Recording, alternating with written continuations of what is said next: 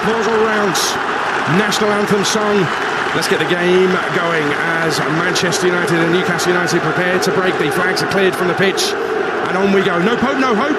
We're about to find out. The fog on the Tyne is just sitting there, hovering above the water. Nobody even remotely close to it. Newcastle's empty. They're all here at Wembley. It'll be classic Manchester United to spoil the party. So, let's get going. It's the Carabao Cup final, the first trophy of the season. Manchester United against Newcastle United. It's black, white and red all over, and it's live on Talksport. Special comments from former Newcastle midfielder Lee Clark. Commentary from twice League Cup winning captain Stuart Pearce, and he's alongside Sam Atterface. Thank you, Adrian. Afternoon, everyone. The 63rd League Cup final, the Carabao Cup final, a Sunday service like no other. A day to savour for two teams worshipping their teams at football's great cathedral. Manchester United and Newcastle both have confessions to make. United have lapsed after being constant visitors for years. They haven't attended enough recently. Newcastle, who last rocked up in a cup final 24 years ago, returned having had trouble with their Pope. For both sets of supporters, football is their religion and they have figures looking for redemption. Jadon Sancho and Marcus Rashford want to make different memories from those that they suffered with England here in the European Championship finals. Loris Karius is making his first appearance for an English club since he was flummoxed in a Champions League final. They all sought sanctuary in football. This afternoon, they are hoping that their prayers are answered. Let's look at the two teams. In truth, it's the managers that have made the difference to these two sides, and here are the selections from Erik ten Hag and Eddie Howe. Manchester United, who have suffered one defeat in 20 games. Start with David De Gea in goal, a back four of Diogo Dalot, Rafael Varane and Lisandro Martinez. Luke Shaw is the left back. Fred and Casemiro, the two holders in midfield, with Bruno Fernandes in the 10, Rashford one side and Antony the other, Wout Weghorst down the middle. Lindelof, Maguire, Malacia, Wan-Bissaka, Sancho, Sabitzer, McTominay and Garnacho are the replacements that are available outfield. Tom Heaton, the reserve goalkeeper. For Newcastle United, who haven't won in any of their last three matches, they start with Loris Karius in goal, his 50th appearance for an English club. His first for Newcastle United, his first outing since 2021. The back four is Kieran Trippier, who captains the team today. Fabian Schär, Sven Botman and Dan Burn make up the back four. And then it's Longstaff, Bruno Guimaraes, who's returning to the centre of midfield, and Joe Linton as the three-man midfield. Miguel Almiron and Alan Saint-Maximin flank Callum Wilson, who has got just one goal in his last 12 appearances. Their bench looks like this: Mark Gillespie, the reserve goalkeeper, Anderson, Willock, Murphy, Isaac, Manquillo, Richie Lascelles and Targett. Both teams are in their traditional home kits. Manchester United will shoot from left to right in the first half in red shirts, white shorts and white socks. And Newcastle United in black and white stripes in a huddle away to our right. Black shorts and socks will attack the goal away to our left, the end where the Manchester United supporters are populated in this first half. The referee David Coote taking charge at Wembley for a third time, although nothing is as illustrious as this. He has Nick Houghton and Tim Wood as his two assistants. The VAR today is Peter Banks. There may be ownership issues that cloud both Manchester United and Newcastle, and there's no escaping that shadow, but the League Cup final is about supporters. 32,801 from each team, and the whole stadium is bouncing with the soundtrack of two supporters starved of success over the last few years. And the first touch for Loris Karius is a gentle one, a nudge down by Sven Botman into his arms, and Newcastle have the ball away to our right. And Stuart Pearce, a Wembley regular, and Lee Clark, who was part of Kevin Keegan's Newcastle team, are alongside us throughout the course of the afternoon. But we better get up to Hampden Park because there's been another goal for David Tanner. 70 minutes gone and Rangers have pulled the goal back. It's Rangers 1, Celtic 2. Scored after a James Tavernier free kick by Alfredo Morelos. It's Rangers 1, Celtic 2 at Hampden. Back here at Wembley, Newcastle have a free kick on the halfway line to be taken by Trippier, and he launches it long up into the United penalty box. It's left by everybody, and it skips through the 18-yard box away to our left and goes out for a goal kick away to our left-hand side. Stuart Pearce alongside me in the commentary box. How important is experience on a day like this? I always think experience pays, but sometimes I see youngsters or people that have not played at Wembley before in cup finals go out there and they don't know the nerves that they're expected to have and just go and play, to be honest with you. Two areas that I think are going to be interesting: the right backs dealing with their respective wide players in Rashford and Saint-Maximin. That will dictate, I think, a lot of which way this game's going. Lovely ball round the corner by Weghorst, in towards Rashford, into the area it goes, and it's aimed towards Bruno Fernandes, and across comes the defender Botman and tucks it out for the first corner of the game. Manchester United, who like a counter-attack, were very quick off the mark. The ball fired into Weghorst, snuck it round the corner very quickly for Rashford, and he went racing onto it. Yeah, just as I was saying, that match-up in that right-back areas, the ball was played in behind Trips, just inside him, and Rashford was on his way, and that's something he's got to be mindful of. 2 minutes gone, you're listening to Talksport. 0-0 in the Carabao Cup final in front of the Newcastle supporters. Manchester United have a free kick, which will be a corner kick, to be taken by Luke Shaw. And they're crowding Loris Karius right from the very start. The ball delivered right underneath him, headed into the air. I think it came off the head of Casemiro. Then it breaks loose, and now a chance for Newcastle to break. Over the halfway line, they scamper. Almiron, the Newcastle fans are already bouncing as the ball's released to the edge of the area, looking for Guimaraes. But it's cut out by Diogo Dalot. And very quickly Manchester United move up towards the halfway line. It could be quite a fast start between these two teams. Anthony breaking down the right-hand side, trying to get to the midpoint of the Newcastle half. Released down the right is Weghorst by Casemiro.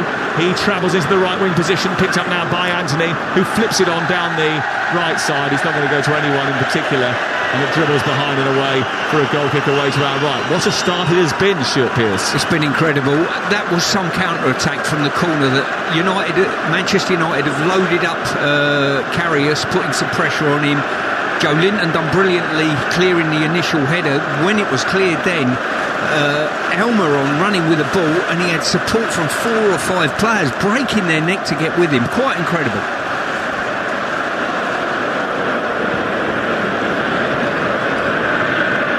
Manchester United are familiar with the course and distance and the surroundings. It's the 10th League Cup final for them. More importantly, it's the 7th final or showpiece occasion in 7 years. Newcastle experiencing these surroundings, this sort of occasion, for the first time since 1999.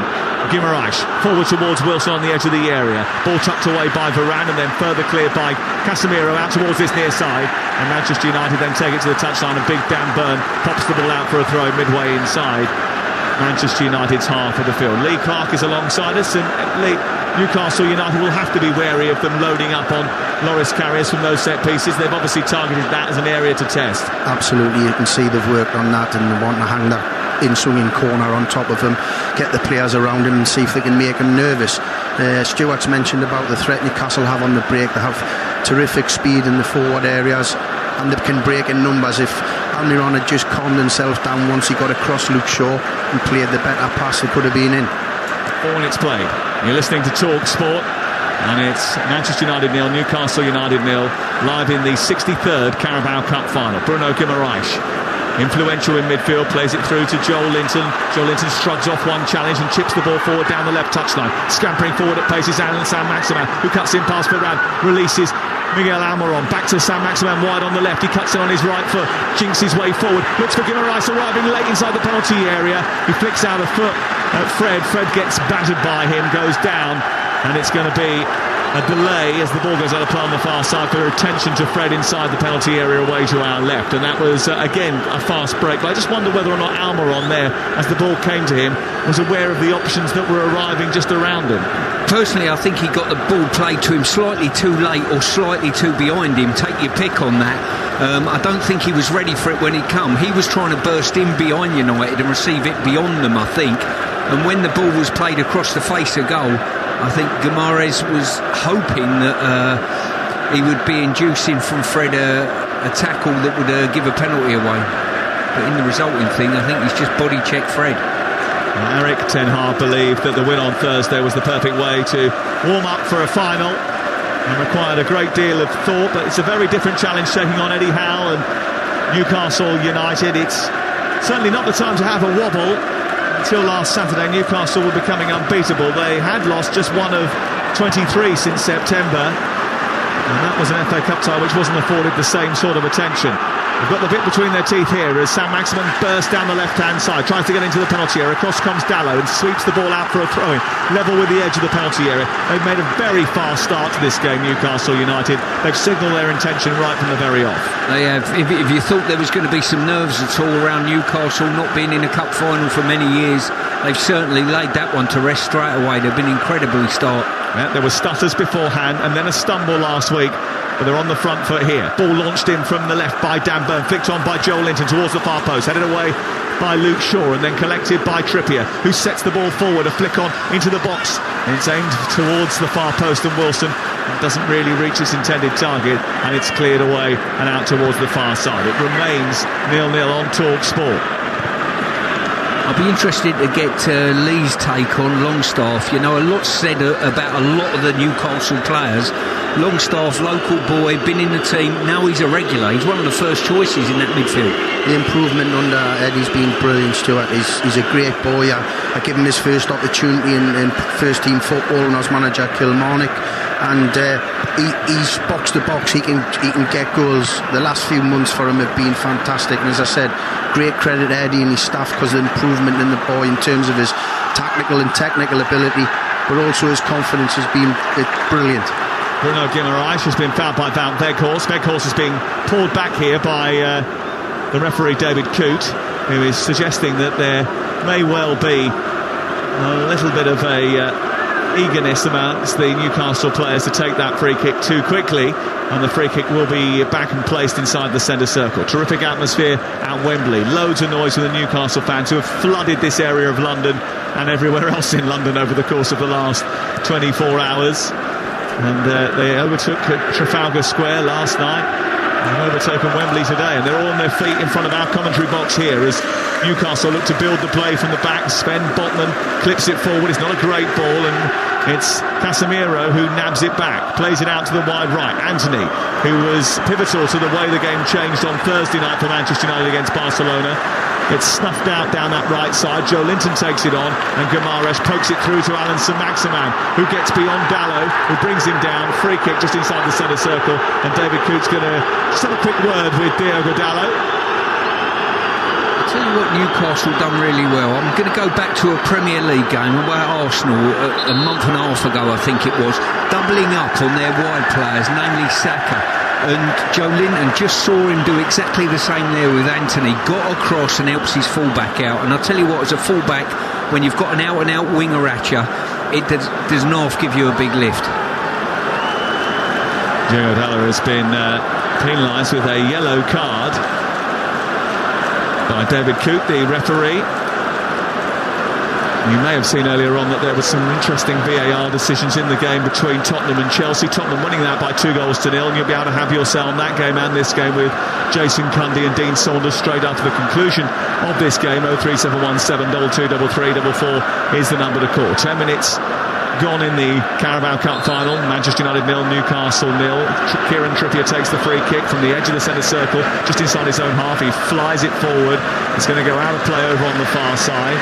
They struggle to keep it in over on that far side, and it goes out for a throw-in deep inside opposition territory. It was Fabian Schär who went chasing forward and tried to keep it in. It goes out for a throw-in instead. If I was Newcastle, I wouldn't turn the opportunity down and keep putting the ball in the box. Deep free kick on that occasion. I think Trips needed to angle something that was just fading, stand central of the goal, because they've got a physical presence, Newcastle. Yeah, there's quite a lot of height, especially in that back line, isn't there? But is there the speed? Rashford was threatening to test that after a breakaway on the far side, but the throw-in went the other way, and Manchester United are pulled back by the referee David Coote, and it's going to be a throw-in over on that far touchline. 10 minutes gone, and no significant goal-mouth opportunities yet for either of the two teams. Eddie Howe's just put on a jacket because it is a chilly day in London despite the sunshine. How much of this game is going to be hinged, Sam, on who wins that midfield battle, the 3 against 3 in central midfield area. At this moment, Newcastle are looking, certainly being driven forward by Joe Linton, that they've got more legs and more energy in there. You read my mind there, Stuart. I was just thinking that the battle of the Brazilians Casemiro and Fred v Ramirez and Joe Linton, and that's going to have a massive impact on the result, I think. Fred just pushes away Callum Wilson, and a free kick given to Manchester United just short of the centre circle is about to be taken by Lisandro Martinez. 0-0 the score, 12 minutes gone. You're listening to Talksport. Erik ten Hag, the Manchester United manager, is standing on the cusp of the technical area, just watching his troops as they look to build up the play from the back. The ball collected on the far side by Lisandro Martinez, fires it forward, it's headed away by Botman, then picked up in midfield by Joel Linton, tries to send it out towards the left. Alan Saint-Maximin looks to go on the scamper, but Manchester United were alert to the danger. Back it comes in Manchester United red to Anthony, and then to Bruno Fernandes, who sends Anthony away down the right side, tries to get to the byline, doesn't manage to get there before he has to turn. It's collected by Anthony, who plays it back towards Dalot. Dalot then sends it forward to Casemiro, flicked on by Fred, lands at the feet of Weghorst. Weghorst trying to get away, does get a shot away straight down the throat of Loris Karius. It's quite an easy one for him to manage to get hold of, despite the pinball inside the penalty area. Yeah, straight ball in there, and Fred managed to do quite well, just got a little flick on it and kept it alive. In the end it ended up straight down the barrel of Karius, who dealt with it comfortably. Here's Wilson down the right-hand side, trying to scamper into opposition territory. It goes out of play, and it's away for a throw-in. Trippier picks it up, moves towards the edge of the penalty area. And on goes Burn into the box. Wilson with a header across the face of goal, and across comes the defender Dalot, and inside the box will hack it clear. And Manchester United just dealing with a little bit of pressure from Newcastle United in the early stages of this game. We played 13 minutes, and Newcastle seem to have settled the better. They have the ball on the halfway line. Trippier into Bruno Guimaraes, out towards the right-hand side, collected now by Almiron. Almiron infield, gives it back to Bruno Guimaraes. Further on to Trippier, who crosses the boxes end towards Joe Linton, away by Varane, and then it comes out towards the near side, where it's collected by Burn, who can't control, and it goes out and away for a throw on this near side. I've got to say, Sam, probably the last time I saw someone dressed like Ten Hag was Liam Gallagher here. I think it was about 99 I come to watch Oasis, and I think he's got his same gear on. He's in the pretty green. Yeah, exactly. Not so much pretty, maybe green, yeah. Well, I was looking at Newcastle United's manager Eddie Howe putting on a big coat, and then I glanced away to my right-hand side and saw a Geordie with no shirt on. That's the norm, Sam. That's the norm. You wouldn't catch me without a shirt on today.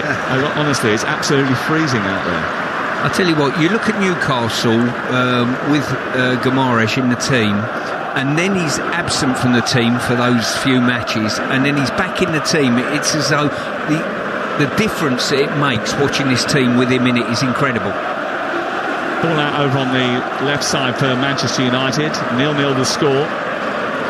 He's been absent in 6 games this season, Bruno Guimaraes, and in all 6 of those, Newcastle failed to win, which is quite an amazing record, really. Ball played forward by Fred, floated out towards the near side. Anthony takes it on, sends it down the right, into Dalot. Low cross through the centre, might come back to Fred here after Weghorst couldn't get hold of it, and it's cleared away by Newcastle, who panicked just a little bit as that ball came into the box. Well positioned with Fabian Schär, who managed to get something on the ball to steer it away. I've got to say, Schär was absolutely magnificent there. Tracked the run across the face of the box, and the ball was hammered in. And if he gets... he's done well just to turn it away from the goal. He's facing his own goal. Just managed to hook his foot round and clear it.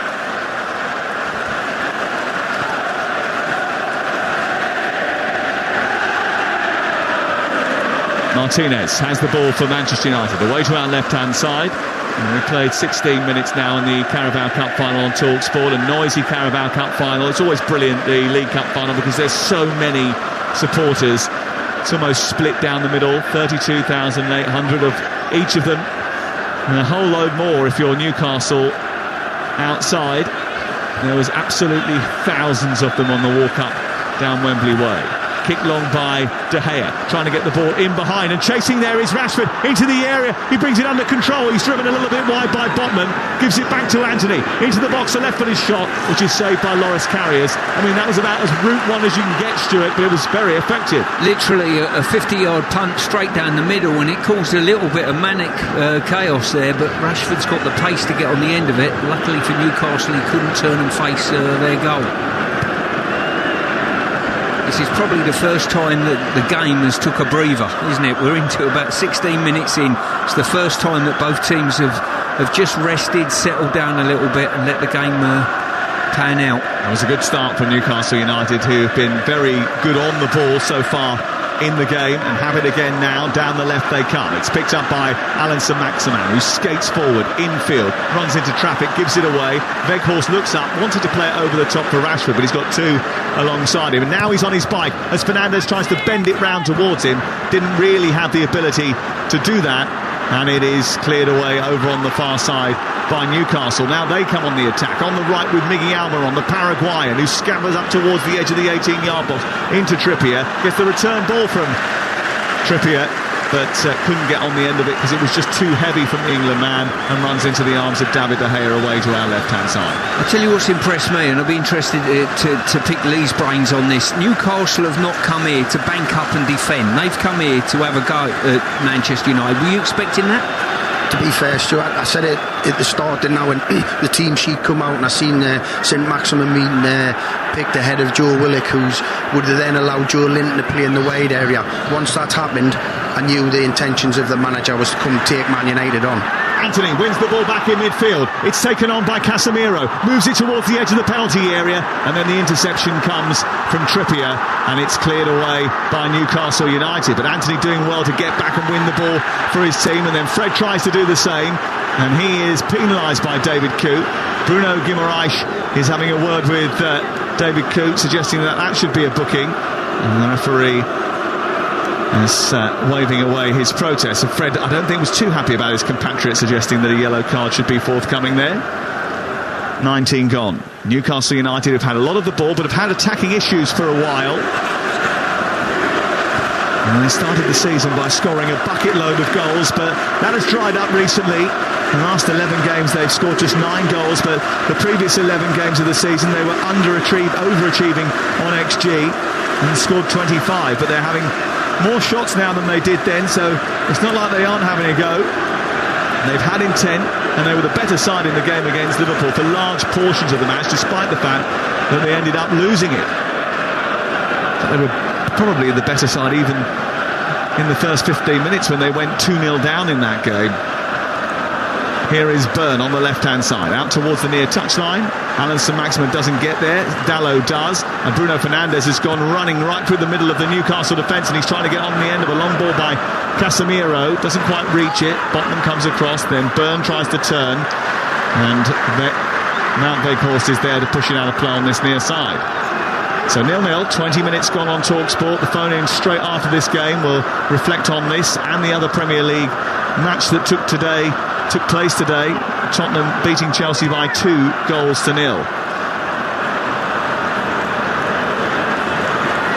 Into the last minute in the game in Scotland as well, in the Scottish League Cup final. Rangers 1, Celtic 2 is the latest scoreline. And elsewhere today in the Women's FA Cup, Manchester City beat Bristol City women by 8-1, and Chelsea beat Arsenal by 2-0, amongst other ties that were taking place today in the 5th round of that competition.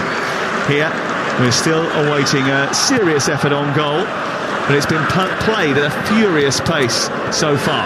Fred trying to turn on halfway for Manchester United, fired forward by Casemiro and given away. He actually seemed to pass that straight to Joel Linton. I wonder whether or not he thought Brazilians would play together before and might end up playing together again. And it's a free kick. With different shirts on, no friends in this game, I'm afraid, no matter what country you're from. Yeah, not today. All friendships are put to one side.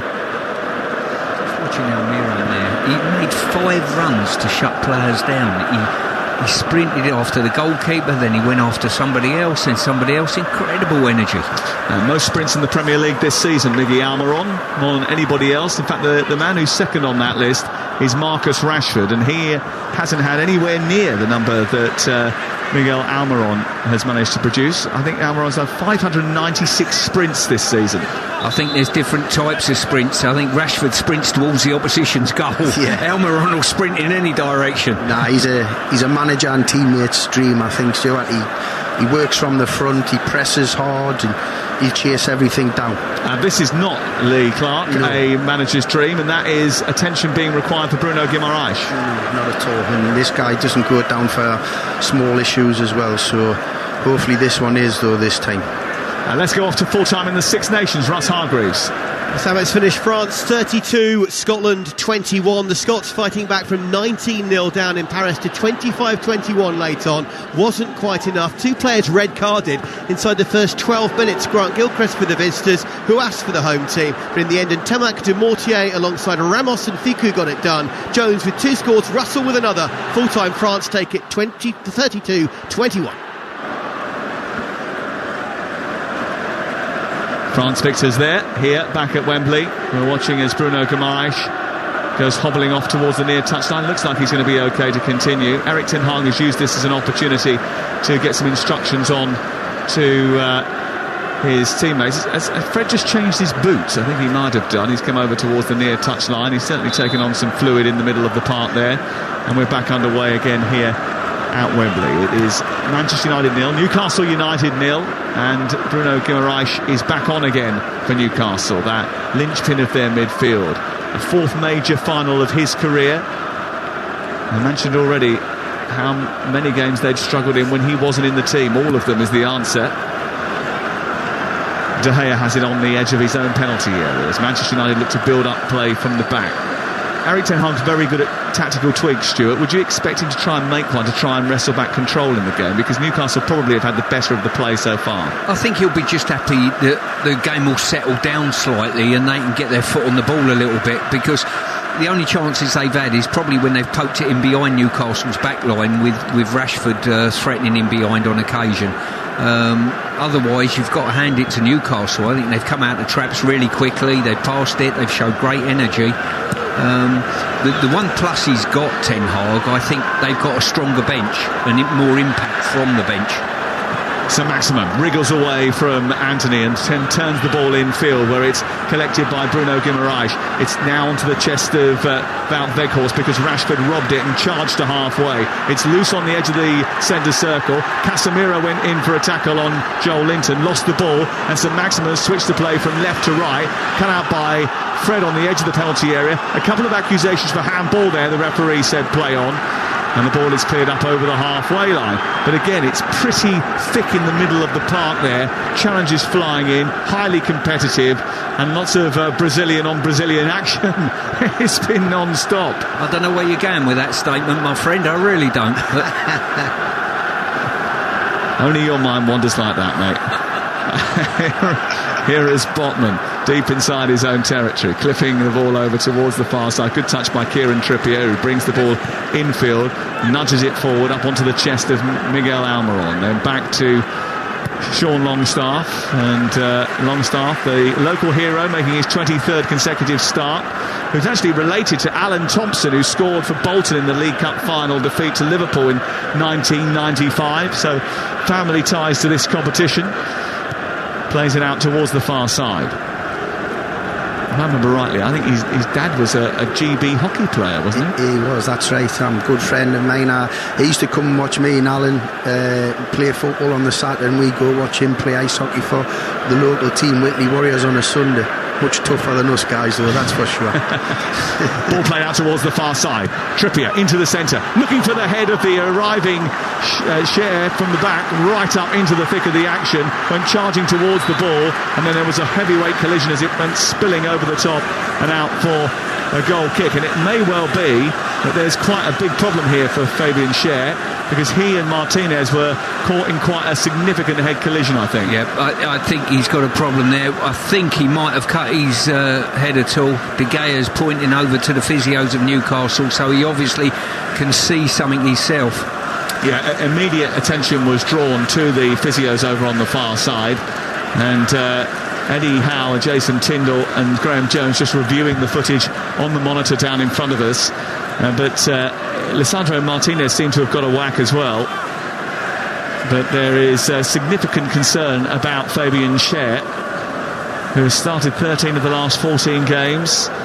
Actually has lost here previously with Newcastle United in a game against Tottenham, but also with Switzerland. Not particularly happy memories of Wembley. He was hoping to make better ones today. It certainly looks as if he has suffered quite a significant injury away to our left-hand side. So it's still 0-0. We've got another pause in play here, 27 minutes gone. How would you sum up the first 27 minutes, Lee Clark? Impressive start by Newcastle. They've looked comfortable, they've looked relaxed, they've passed the ball around really well at times. As we've mentioned in commentary, there hasn't been a lot of clear-cut chances and action in the penalty area.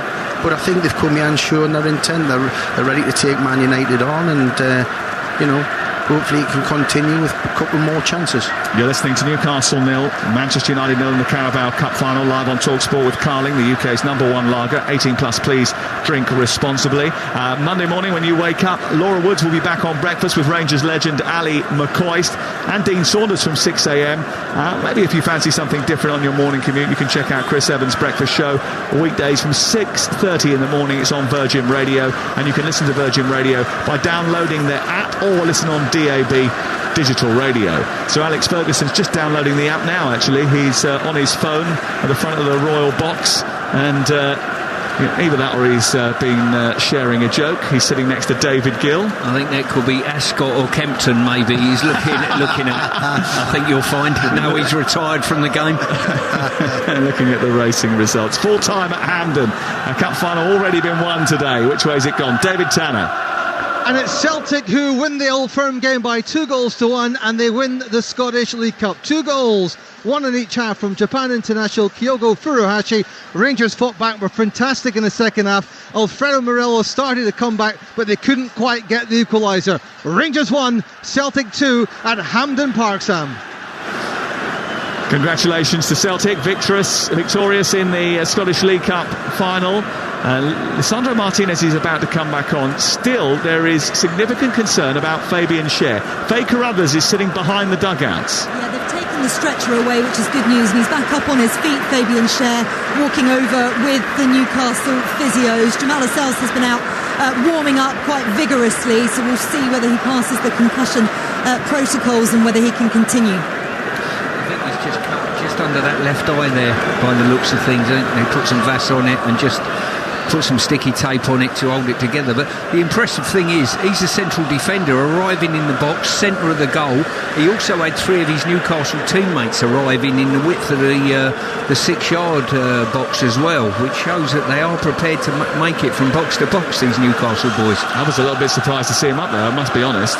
Yeah, it's like you said before when you said the lack of goals in our recent games, but it hasn't been because they haven't tried to create chances or be positive. Just looking at Amanda Staveley sitting in the Royal Box as we get underway for the first time in around about 4.5 minutes here. After extensive treatment for both Martinez and Fabian Schär. And Newcastle, after defending a long ball forward by Manchester United, immediately send it up the other end. And it has been Newcastle who have been the aggressors so far in the game. You're listening to Talksport. The one thing from United's point of view, Manchester United's point of view, I think they've been slightly second best in this game. I think Newcastle have been the better side. Almiron released by throwing over on the far side by Trippier. Across comes Lisandro Martinez and manages to half clear it. Bobbles to Fred on the edge of the box, and he immediately gets it up to Wout Weghorst, who can't hold on to it after a good challenge by Schär. It's turned over again, and Newcastle have really got to grips with this game so far. Sam Maximan into Byrne, drives it into the box. Casemiro standing there, gets it half clear, picked up by Fred, moves it to the midway point of the Manchester United half, then out wide it goes to Weghorst, who clips it high into the air, looking for the run of Rashford, but Trippier mops up at the back. You were just about to say? Yeah, I think Newcastle have been the better side, there's no doubt in my mind about that, but I don't think that will worry Manchester United, because they are such a good counter-attack team. They're quite happy not to have as much of the ball and dominate possession, and full well the counter-attack threat, the longer the game goes on, might come to the fore. Ball played out wide towards the right hand side. Newcastle again moving it forward at pace and quickly, sharply. Lots of one-touch, two-touch football, trying to get up the pitch as quick as possible and put pressure on Manchester United. They are not sitting deep. that's for sure. They are trying to create opportunities, but they haven't yet tested David De Gea away to our left-hand side. 31 gone. The ball on the right with Trippier. He helps it on even further. Longstaff with a low ball through the 6-yard box. There was no one there to finish it off. And now Saint-Maximin has gone into that 6-yard box. A right-footed ball which is saved by De Gea. Flicks into the air. Comes back to Guimaraes. And he volleys it over the top of the crossbar from inside the area. But that'll get the Newcastle supporters on their feet. The best attack of the game so far. And they had a real go at that Manchester United goal. Saint-Maximin and Guimaraes with two good opportunities. Well, firstly, a great ball across the face of the goal. Good set-up play. I think it was Longstaff who's whipped the ball across the face of the goal. No one was there to get on it. And then Saint-Maximin, well, he sent me for a hot dog, I've got to say. It's quite incredible, his movement of his feet. And Dalot, wow, he absolutely killed Dalot. Really unfortunate. Good save by the goalkeeper. Really good save by David De Gea. How many times will Manchester United have said that over the last few years? As once again they pick the ball up and move down the left with Casemiro looking to try and get into the Newcastle United half here, and then Rashford goes down the left and does get fouled over on that far side. Bruno Guimaraes is penalised. There is going to be a free kick just short of the 18-yard box. And Bruno moaning about it and suggesting to David Coote that he's being unfairly treated here, but it is going to be a Manchester United free kick, and this might well be the best way for Manchester United to create a clear-cut opportunity and get up the pitch. Yeah, and it's got to be that action that Newcastle have got to do regularly. Bruno it was getting over there, doubling up on Trippier, saying to the wide player, you're not going to take us on one-on-one, we're doubling up, and good defensive play. Corner far side. Free kick, sorry, far side corner. Far too far out for that. Shaw into the box, aimed towards the far post. Out goes Casemiro and manages to nod it past Karius, who didn't come and claim. And across came the Brazilian and nudged it into the far corner. And Manchester United lead in the League Cup final. A headed goal from Casemiro against the run of play. 33 minutes gone. Manchester United take a giant step towards silverware with a headed goal from Casemiro. As we were saying before, United, the new United under Ten Hag, are quite happy to soak up pressure, then all of a sudden, as you rightly say, could be their best opportunity. I've got to say, absolutely wonderful balling, and Casemiro's attacked that fantastically well. Really was. Luke Shaw, brilliant balling. I tell you what, this could be really tight on offside, Sam. Now the ball aimed in towards the middle of the 18-yard box. They are checking the goal for a possible offside. I think Casemiro, he might just be on, you know. It's very, very tight. It's going to be one of those millimetre moments. And Casemiro is hoping that VAR do not end up ruling out his opening goal in this cup final. I think he'll just be onside. I think there's a Newcastle foot just playing him onside at the foreground of the picture. Well, until we have those lines mapped out for us, we can't say one way or another. The more and more I look at it, the more I think that you were right the first time, and it could well be ruled out here. Casemiro's on his haunches inside the centre circle, waiting for the decision. The VAR, who is Peter Banks and Eddie Smart, have ruled that the goal is onside. Casemiro celebrates, and Manchester United are indeed 1-0 in front. It'll be important that Newcastle don't lose their focus. You know, they've certainly been, in my opinion, the better side in these opening 10 or 20 minutes or so. But from there, they need to keep that composure. Don't leave the back door open for that counter-attack. You've been proved right, Stuart, what you were saying about Manchester United not wanting or being worried that the Newcastle had most of the possession, just sitting things in and sitting tight. And then when you get a wonderful delivery from a set player like that, and Casemiro with a terrific header, it's almost impossible to defend against. The ball was absolutely that good in, and the run was that good. You're facing your own goal as a defender. Absolutely.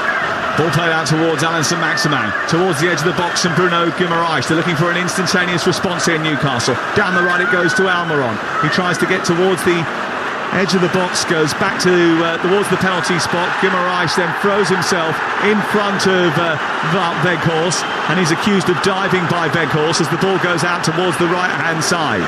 And it's picked up by Trippier, and it's now at the feet of Almiron into Guimaraes once again, who's been integral to the good work that Newcastle did up until the point that they suffered that concession of the first goal in the game, scored by Casemiro after 35 minutes. A Luke Shaw delivery from the left-hand side, and then a goal from Casemiro. Alan Saint-Maximin tries to go down the left touchline. Across comes Diogo Dalot. There's going to be a situation here where a yellow card is coming out. I think for Fred that was, for a tussle over on the far touchline. He's now been booked, and the second Manchester United player to be so in this cup final. What Newcastle have done quite well, they've got behind the fullbacks of United on a few occasions, because Anthony one side and Rashford the other, they're not prepared to track back. They're going to say, we're going to go half and half and be ready for the counter-attack. Newcastle have got to maximise those areas when they do get in behind in crossing zones.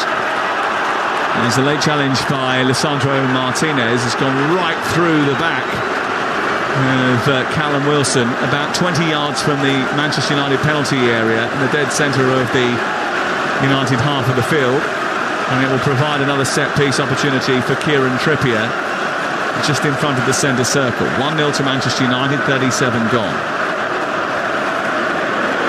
There's a fierce challenge by Martinez, no further action required. Martinez, who is nicknamed the Butcher, or as Bruno calls him, My Butcher, is his third major final. He didn't get off the bench in the World Cup final, and he was certainly a big part of that Argentina team. 8 minutes to go before half-time. Manchester United lead here thanks to the Casemiro header, which went in beyond the Newcastle United back line, brilliantly timed. And the voice, decent ball down the right-hand side for Callum Wilson to chase into the penalty area. Comes back to Almiron, who strikes it first time as it pops up in the penalty area, and it goes over the top of the crossbar and out for a goal kick away to our left. Yeah, I think as it bounced there, it bounced towards Almiron. As he ran onto it, you know what it's like when you think you're going to get clattered in a challenge, and I don't think he followed through with a full swing at the ball. He just got underneath it. Well, the big news so far is that Manchester United are in front, but it doesn't tell you the whole picture of the opening 38 minutes of this game. Newcastle United started brilliantly, have controlled the football throughout, but succumbed to a Casemiro leap and a glancing header which was perfectly placed. And those Newcastle fans behind the goal saw that firsthand, and now they can see Weghorst striding forward to the edge of their penalty area. Slipped onto Rashford, inside the box, takes it wide, shoots, goes over the top of Karius, and it's in. And Marcus Rashford, red hot, is once again on the score sheet. It may well have taken a deflection which took it over the goalkeeper, but there's no doubting that Marcus Rashford will be claiming it, and no doubting that Manchester United have a 2-goal lead. Well, I wouldn't say your luck's in, when you're in a purple patch like Rashford, you have a shot and it cannons off somebody and loops over the goalkeeper. Karius, I don't think, could have done anything about that whatsoever. This is tough on Newcastle, the way the game started, but they are so clinical, United, at this moment in time. This is modern day football at the moment, Stuart. I think I've watched many games, and you see teams who have lots of possession, but then they just get hit on the transition and the counter-attack. And you mentioned at the start about the wide players making those running behind on both sides, and it's just took that scuff, hasn't it? I think it's an own goal. You'd have to put that down to an own goal almost. I think it's going across the face of goal. But credit to Rashford, he was the one who started the move. Him and Weghorst, a little interchange. His movement in behind enabled him to attempt to get the effort away. But listen, when your luck's in this game. Well, Rashford went sprinting down the left, and he is claiming the goal. But it may well be that Sven Botman is credited with an own goal, because Rashford didn't make brilliant contact with it, and sort of almost dragged it towards the... Well, we won't know how far it was going away from the goal, because it only took travelled just a couple of inches before it hit Botman and went up over the head of Karius and into the net. And Manchester United lead by 2-0, 5 minutes before half-time, and Rashford is coming forward once again. They're charging down the left. He's knocked off the ball. That's going to be a free kick. Yeah, I think was it Longstaff who made the challenge? Cher, I think. Cher. For me, that's a booking. He knew exactly what he was doing. I'd have done exactly the same, to be honest with you. So, Rashford in full flight, and there's no way he was going to stay with him. Manchester United wasted the generation of that free kick, and it's been given back to Newcastle United. The Newcastle United fans who have made a 300-mile journey down to London have been sorely disappointed with the score that's on the board, bearing in mind how well they played in the opening 30 minutes of this match.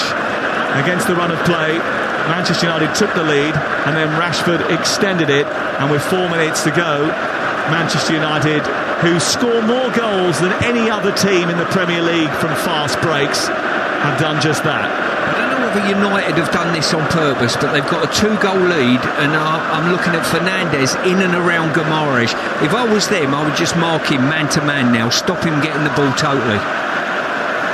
Put Casemiro on him, or bring Fred into the middle of the park, a little bit further away from Longstaff and into Guimaraes territory. Well, Fernandes is in his vicinity anyway, without breaking up anything he does going forward. But I think out of possession, I would say to him, get around him and just stop him getting the ball to feet.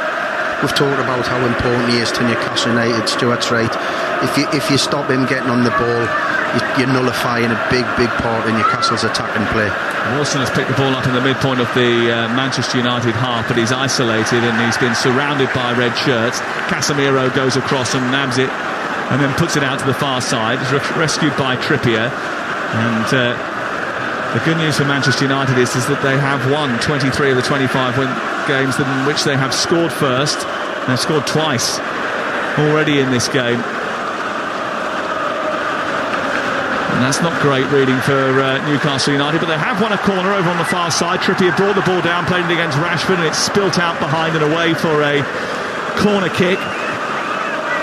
Quite often you see in these games one team are 2-0 up, and it's that goal just before half-time that might be so important to give Newcastle a lifeline if they can get on the score sheet. Ball played in towards the near post, looking for Almiron. A little back heel, back to Trippier, who sets it back into the centre, and then a flicked header, and it goes narrowly wide of the upright. And it was a really good opportunity for Dan Burn to flick that ball goalwards, and he came very close to getting Newcastle United on the score sheet. Lee Clark. Yeah, that's a big chance for Dan. He's ahead of the ball. He's having to take a step back, but I think he's going to try and head it in the bottom corner. Stuart mentioned it earlier in the half that Newcastle have a really physical presence, so set players are going to be huge for them. Got to say, two of the best crosses you'll see in the box we've seen today. One from Luke Shaw that resulted in a goal, and that one from Trippier just faded it round and just had a written invite on the ball. Go on, pop this in the net. Marcus Rashford will believe he's scored his first ever goal in a major final, but I wonder whether or not the dubious goal panel will allow him to have it. He certainly was the major influence in it, and that goal seems to have just taken the wind out of the Newcastle United supporters' sails, if not their team. We're still competing for every ball on the halfway line as we approach half-time. We've still got at least 5 minutes of added time, I would suspect, bearing in mind the injury to Fabian Schär, which took up quite a bit of time. You can see pictures of Alan Shearer all wrapped up in his black and white scarf and flat cap, a record goal scorer for Newcastle United. I think he left the house today feeling quite positive about Newcastle's chances. I don't think he will feel very positive about them now. Here is Byrne down the left looking for Joel Linton, striding down the touchline, trying to take on Diogo Dalot. Gets to the byline, across comes Casemiro, sees it out of play, turns round to the Manchester United fans and tries to elevate a little bit of the atmosphere behind the goal away to our left, and succeeds in doing so. I've got to say, Joe Linton is, compared to the fella that turned up his first season up front, this fella as a midfield player is so effective. Stuart, the easiest way to explain the difference in the guy is he came in, given the number 9 shirt, played as a striker. He was going to go down as one of the club's worst ever buys. Now he's turned into one of the club's best ever buys. 5 minutes of added time. That's some transition, isn't it? In quick time, isn't it? And certainly Eddie Howe's got a big role to play in that, the way he's converted him into a midfield player and put an arm round him, made him feel loved, and certainly has made him into a successful member of this squad. Absolutely, can't get enough credit for that. Fred could be in trouble here because he's gone diving in on the halfway line. There was a bit of a tangle actually afterwards, and Longstaff seems to have picked up some sort of injury. He's down and needs a bit of attention. And the referee, David Cooke, calls the trainer on from the near side. We have had 5 minutes added at the end of the first half. Live on Talksport, the Carabao Cup final. Remember, later on this week, we've got loads of live football for you coming your way. We've got Fulham Leeds Tuesday night, Bristol City, Manchester City on the same night as well. Talksport and Talksport 2. Our app will be essential on Tuesday night and Wednesday night as well, when we bring you Arsenal, Everton from the Premier League, and Liverpool Wolves as well. Both those games available via our app. We've got Manchester City against Newcastle next Saturday, so Newcastle's next game after this final is going to be live 12:30 on Saturday, live from the Etihad Stadium. And Dean Ashton, Reshmin and I will be there for that one. 2-0 to Manchester United. We're into injury time at the end of the first half, and Sean Longstaff just getting back to his feet after the treatment he received. Just had a look at that challenge again. Fred's ended up going for the ball, and Longstaff's just followed through with his clearance and kicked the bottom of his boot, I think. I don't think there was any malice in it. Well, we're lucky to have two managers here in the commentary box, and I think it's probably worth asking the question now, with half-time approaching, if you're Eddie Howe, what is it you do now? 2-0 down, cup final, one-off game, biggest opportunity to win a silverware in 67 years and 295 days. What do you do? Bruno Fernandes moves to the edge of the box though, and then tries to get a return off Fred. It breaks down and Dalot gives it back towards Casemiro, and Manchester United try and fly it forward, but it goes straight through to Karius. I think sometimes people think that managers have got an instant fix for every situation. If I'm Newcastle now and Eddie Howe, I would be quite delighted how my team have played. Now, they've been quite unfortunate that, a miss-hit shot's ended up in the back of the net, and a very well-worked free kick and delivery has put them in front. But apart from that, Newcastle have been the better side in this game. So what do you do? I totally get it. I totally agree 100% with what you're saying. The performance, it usually delivers the result. On this instance, it hasn't. We're 2 down. Sam answered the question, is there an opportunity for Eddie Howe to do something maybe he hasn't done this season, with it being a one-off, and play with 2 strikers, with Alexander Isak on the bench and pair him up with Callum Wilson? There's always that when you're in a one-off game, especially if he maybe does it a bit later in the second half. When you do that, you've either got to go to a 3 at the back to get those 3 in midfield. So I think you open the game up in other areas, don't you? Yeah, have probably been stronger than United's midfield 3. Exactly. Anthony diving in and winning the ball back, and a lovely little flick which sends the ball down the right. Casemiro then helps it on to Weghorst. He gallops towards the edge of the area. He's got Rashford in space, but he goes for goal instead. And Loris Karius produces a fingertip stave, diving to his left to touch the ball round and out for a corner. A terrific save, a terrific shot, a lightning quick Manchester United counter-attack. Well, I think we've had a footballing treat here today. Incredible, great movement by Weghorst there into the inside right position, opened his body up onto his left foot, unloaded an incredible shot where you're thinking he's just going to feed Rashford in somehow, and the goalkeeper Karius, a wonderful stop, and he's kept his team in it. Well, it could be a vital save if things turn in Newcastle United's favour.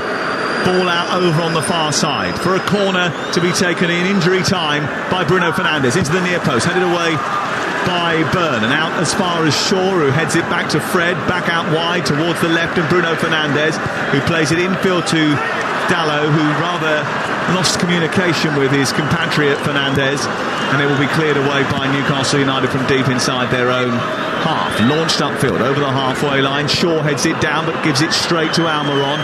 Scampering back to help his teammates out is Bruno Fernandes, and then it's flicked round the corner by Casemiro. Manchester United looking a lot more confident now and getting a lot more of the ball. Rashford from Weghorst, then back into Weghorst, who tries to nudge it back to him. It was not quite clean enough and was half cleared away by Newcastle United, but Anthony's won it back again and now fancies chances of taking on Byrne. He twirls back in field. He's on the midpoint of the Newcastle half, right on the touchline. He's twisted, he's turned, and poor old Dan Burns probably in need of a little bit of help here, because he was dizzied by the activities of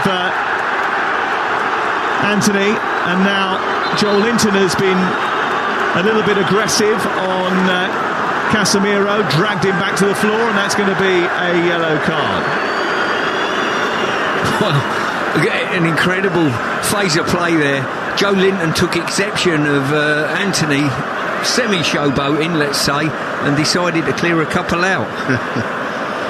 Wow. He's picked up a yellow card for his troubles. It was poor old Casemiro got the brunt of it. Poor old Casemiro wasn't involved in it. It was Anthony who was taking the mick a little bit down that right side. It was a little bit of showboat, and 2-0 down. Joe Linton's lost his cool a little bit and just went on the rampage a little bit, hasn't he? Poor old Dan Burns got twisted blood vessels. Credit to him, he stuck at it, and Sam Maximin managed to get back and double up on him, and probably needed to. I don't mind players getting beat as long as they don't give up on it, and Dan Burn didn't do that, and Joe Linton didn't do that, and that is a great sign in any team. Half-time whistle has now gone, and Manchester United and Erik ten Hag are 45 minutes away from guiding themselves to a 6th League Cup thanks to goals from Casemiro and one from Marcus Rashford, which took a heavy deflection off Sven Botman. Newcastle United do have a resilience about them. They've lost only 2 of their last 24 games before today, and for large portions of this match they were the better team in that first 45 minutes. They're unfortunate to be 2-0 down at half-time. Nothing is over before the silverware is in someone's hands, but those hands look likely to be Bruno Fernandes or Harry Maguire hands right now. At half-time, it's Manchester United 2, Newcastle 0. Yeah, Rashford, the last player off the pitch. There was a little hand tap between Casemiro and Karius as those two made their way down the tunnel. It might be Karius has kept Newcastle United in this final. We'll talk about that save in just a moment. But 2 Manchester United goals in 6 minutes, and Newcastle wobbling more than Jake Paul will be at the first bell tonight live on Talksport when he realises Tommy Fury is actually a real boxer, although Tommy couldn't even win Love Island, so you never know. That's live tonight on Talksport for free. But what a Carabao Cup final we've got at Wembley for you, live on Talksport. Lee Clark, Newcastle 2-0 down. I agree with you. I don't think they deserve to be 2-0 down, but they are. So how are you feeling? Yeah, that's the reality, Adrian. Disappointed with the result, but really positive in terms of the performance. Stuart mentioned it before then, commentary talking about Joe Linton and Dan Burn never giving up. This group of players have never given up all season. They've done the club proud and the fans proud. They've done that great again. There's tremendous togetherness, and hopefully if they can keep going like that, they can get that next goal, which is going to be crucial, and try and get back into the game. That is the crucial thing, isn't it, Stuart Pearce? That next goal. It's either comfortable for Manchester United or Newcastle are right back in it. Yeah, it is, and probably the mark of it is, if you said to me, will Newcastle make a change at half-time, I would say definitely not. I'll be really surprised if they did, because the run of play, 45 minutes, they played very, very well. They need to get the first goal in the second half, and as soon as possible. If they do, things change. They're up against one of the form sides in Europe at this moment in time, and you can see why.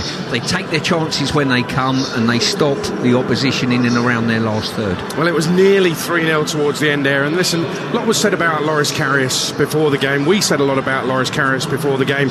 He's pulled off a fingertip save that has kept Newcastle in this final league. Without a doubt. He couldn't have done anything about the goals. He's been so unlucky on the second one. It's took that wicked deflection, I think was it off Botman, and got looped over the top of him. The first goal's world-class delivery from a set player, great header. So yeah, he as you say, that's a terrific save he's made it to stop it being 3-0. So yeah, he's done more than a very good job. It's interesting when you look at the stats, Stuart, because Newcastle have had more possession, they've had more efforts, but Manchester United get more of them on target, and I think that's the key. The finishing has been the key, and I think that's possibly been a problem for Newcastle all season, because, or certainly second half of the season, Newcastle are going to need to score 3 to win in regular time here this afternoon live on Talksport. They haven't scored 3 in a game since Boxing Day. That's 11 games ago. They have only scored 2 in a game once in the last 7. They've got to score goals in the second half. They have, but if I was Newcastle, the message that I'd be putting out there, we've got to score 1. Just get the 1 and see where it takes us, you know. Listen, they're playing well enough. They should go in there still full of confidence. If they come out and approach the second half like they did the first half, I think we're in for a treat. We'll see what happens in the second half. You two take a breather. It has been an exhilarating first half live on Talksport. Carabao Cup final at Wembley. What an event. What a day, what an occasion. The build-up from the fans was absolutely magnificent, and that first 45 minutes has been sensational as well. The way Newcastle played suggests that this isn't all over. The scoreline might say something different. Man United lead Newcastle by 2-0, but if Newcastle can get that next goal, they played well enough to suggest that they've definitely got legs in this Carabao Cup final, but they are going to have to score. Earlier today it finished in the Premier League. Tottenham 2, Chelsea 0. We will hear from Graham Potter next on Talksport. Carabao Cup live on Talksport with Carling, the UK's #1 lager. 18 plus, please drink responsibly. Imagine how it'd feel to win £10,000. Like you'd smashed it. With Set for Life, you could win £10,000 every month for 30 years. Set for Life from the National Lottery. Play on the app. Prize may be capped. Account terms, rules, procedures and game-specific rules apply. Players must be 18 or over. Life is complicated. Hastings Direct Car Insurance is simple. Relationships are messy and complex and full on. Hastings Direct Car Insurance is simple. Finding your way is hard. But Hastings Direct Car Insurance is simple. Great cover, great price, and a great app that makes insurance that much simpler to get, check, and change. Hastings Direct. Simplicity is the best policy. Got an untaxed car? You could hide it in a hedge or sneak it in a skip. Maybe cloak it with some cones or outfox us with a fence. You might try to cover it, smother it, bury it in sticks. Park it down the lane, tuck it down the drain, stash it in a bus stop, paint it like a mountaintop. But whatever you try, you will always find that cars are hard to hide, but easy to tax. So don't risk it. Tax it with DVLA at gov.uk/DVLA/tax it. Hello there, it's the Hairy Bikers here, and we are here to help you. Yes, you listeners, to get more from your food. We are indeed more character, more delight, and more flavour. Yeah, and we know a proper tasty way to do it. With Knorr, of course, the nation's favourite stock. That's right, so whether it's a chicken or chickpea comforting curry, or a hearty beef or bean chilli for dinner tonight, just be sure you give it more with Knorr. To verify, call 0800 731 1411. NatWest are all about exciting startups. So they sent me, Alison Hammond, to meet with startup business owner Ollie. He turned his passion for creating thumb-stopping content into his very own social media agency, Nonsensical. Ollie's interest for social media was just the start, turning an idea he once had into a successful business. So what are you waiting for? Don't sit on a big idea. Search NatWest Startups and get started. NatWest. Tomorrow begins today. Business banking available to eligible customers in the UK. At Wix, get Dulux Standard 2.5 litre coloured emulsion. Was £20, now £15. Be house proud with Wix. Ends Wednesday. Terms apply. Carabao Cup live on Talksport with Carling, the UK's #1 lager. 18 plus, please drink responsibly. Talksport Podcast League. Outspoken with White and Jordan. The best of White and Jordan is now available in one unmissable daily podcast. So you've got a perfect storm. From the top flight to the big fight. Get opinionated debate that's always on the ball. Time to hire somebody who can win. And on the money. This is a long way from a done deal. Outrageous. Outstanding. Outspoken. It's hard to say that, but it's the truth. Out now. Listen or download for free on the Talksport app or from your favourite podcast portal. The biggest and best football on the radio. Squares it, and that is a goal! The League Cup Final, live from Wembley on Talksport. It is half-time Carabao Cup final at Wembley. Manchester United leading Newcastle by 2-0. Don't forget, when it's all done, full-time phone in with Jason Cundy and Dean Saunders when we're all wrapped up here at Wembley through till around 8:45 when we'll take you to Saudi Arabia for the fight. Jake Paul taking on Tommy Fury. You get that for free only on Talksport. Let's get the latest odds now with Betfair. Odds update on Talksport with Betfair. Get a completely free £2 bet builder on all Premier League games and the Carabao Cup final this weekend. Max 1 per customer. Minimum combined odds of 1.5. Opt-in required. T's and C's apply. 18 plus. BeGambleAware.org.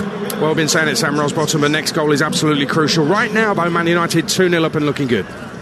Yeah, absolutely crucial if Newcastle want to get back into this one.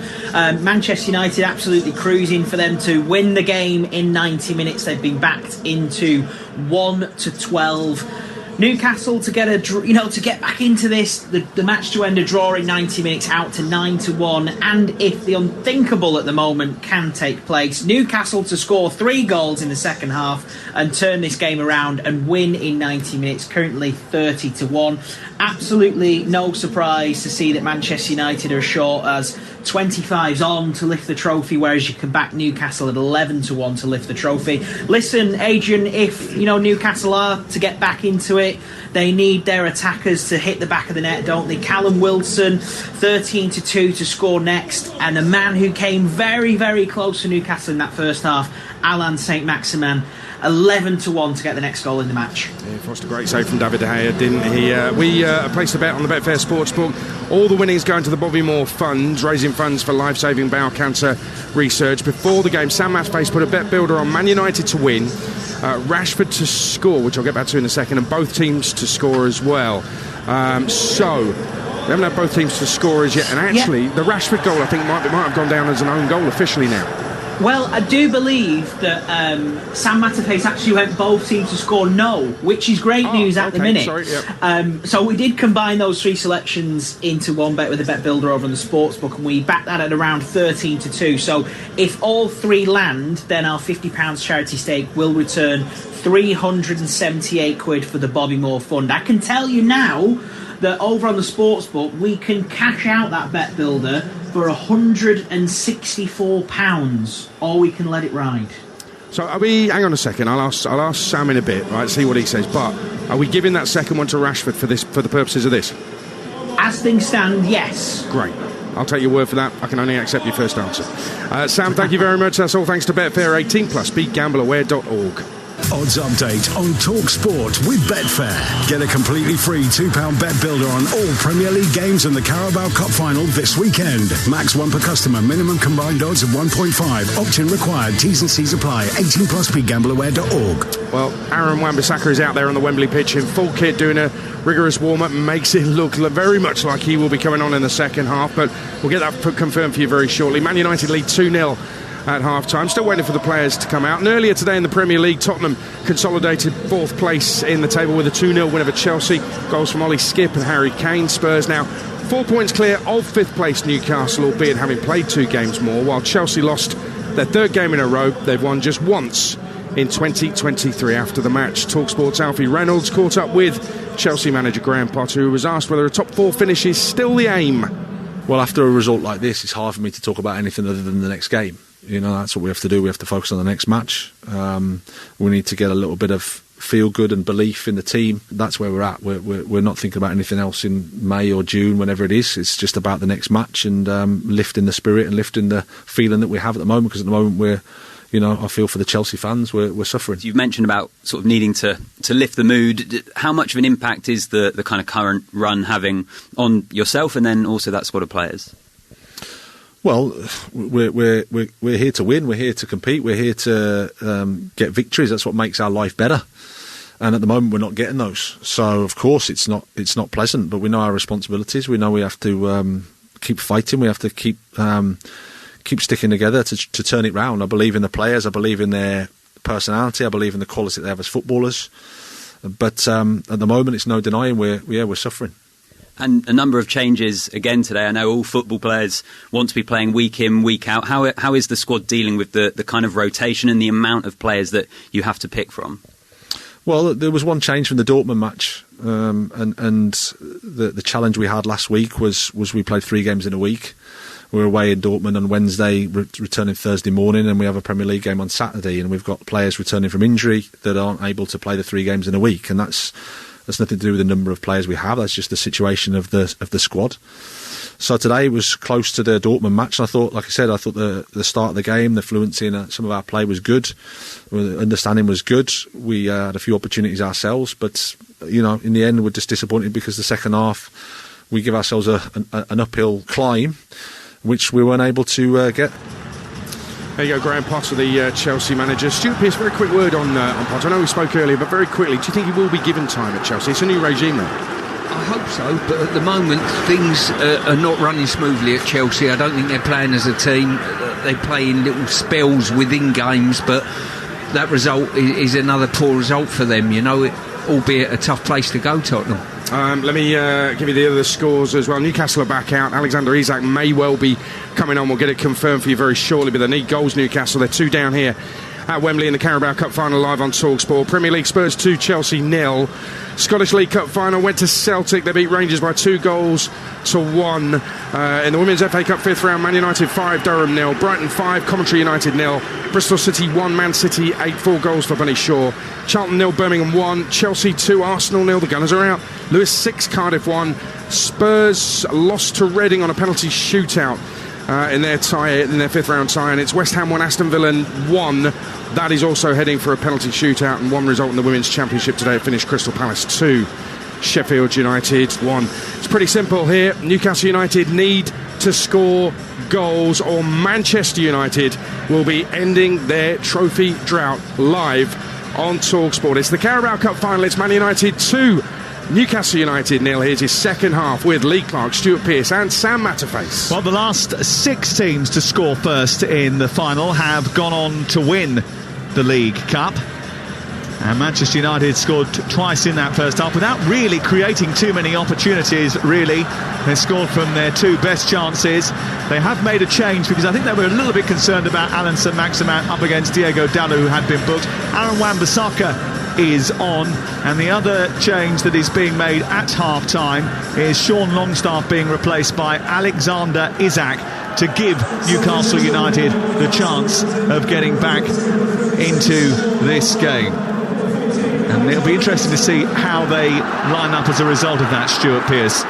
Yeah, I think Newcastle are just going to go 4-4-2 by the looks of things. They've obviously made a more attack-minded substitute. United on the other side, typical Ten Hag, and probably a wise move actually. Wan-Bissaka being an out-and-out defensive type player, is probably more suited to deal with St-Maximin. So we're underway in the second half, and Rashford has stolen the ball immediately and moved towards the edge of the penalty area. He set up Fred for a chance to try and tickle the ball into the near corner, and it goes out and away for a goal kick away to our left-hand side. But an immediate break from Manchester United at the start of the second half, who can do that now, can't they? They can afford to counter-attack, they can afford to not force the issue, and then when the chances come their way, spring and commit numbers forward. I think they're built as a team to do that, whether the score's 2-0 in the ascendancy or 0-0. They're very, very good at that. And the one thing you've got to be mindful of, if you're Newcastle, sometimes you make changes to try and get you back in the game, and it can weaken you. So time will tell on this substitute whether that's helped or hindered. And the last 7 finals have been won by the team from the Northwest powerhouse. 5 by Manchester City, 1 each by Liverpool and Manchester United. It looks like it's going that way again today, but you never know. There's a lot of football to be played, as someone said to me at half-time, Lee. Yeah, that's correct, Sam. I mean, Stuart's mentioned it. Newcastle have gone 4-4-2. Wide players staying high as well and wide, so that'll give Manchester United opportunities in the middle of the pitch and to get at Newcastle's back 4. So, hopefully Newcastle can get that goal and put Man United under some pressure. Here is Wan-Bissaka charging into the box, getting towards the edge of the area. Bruno Fernandes is being joined by Shaw. He didn't find Shaw.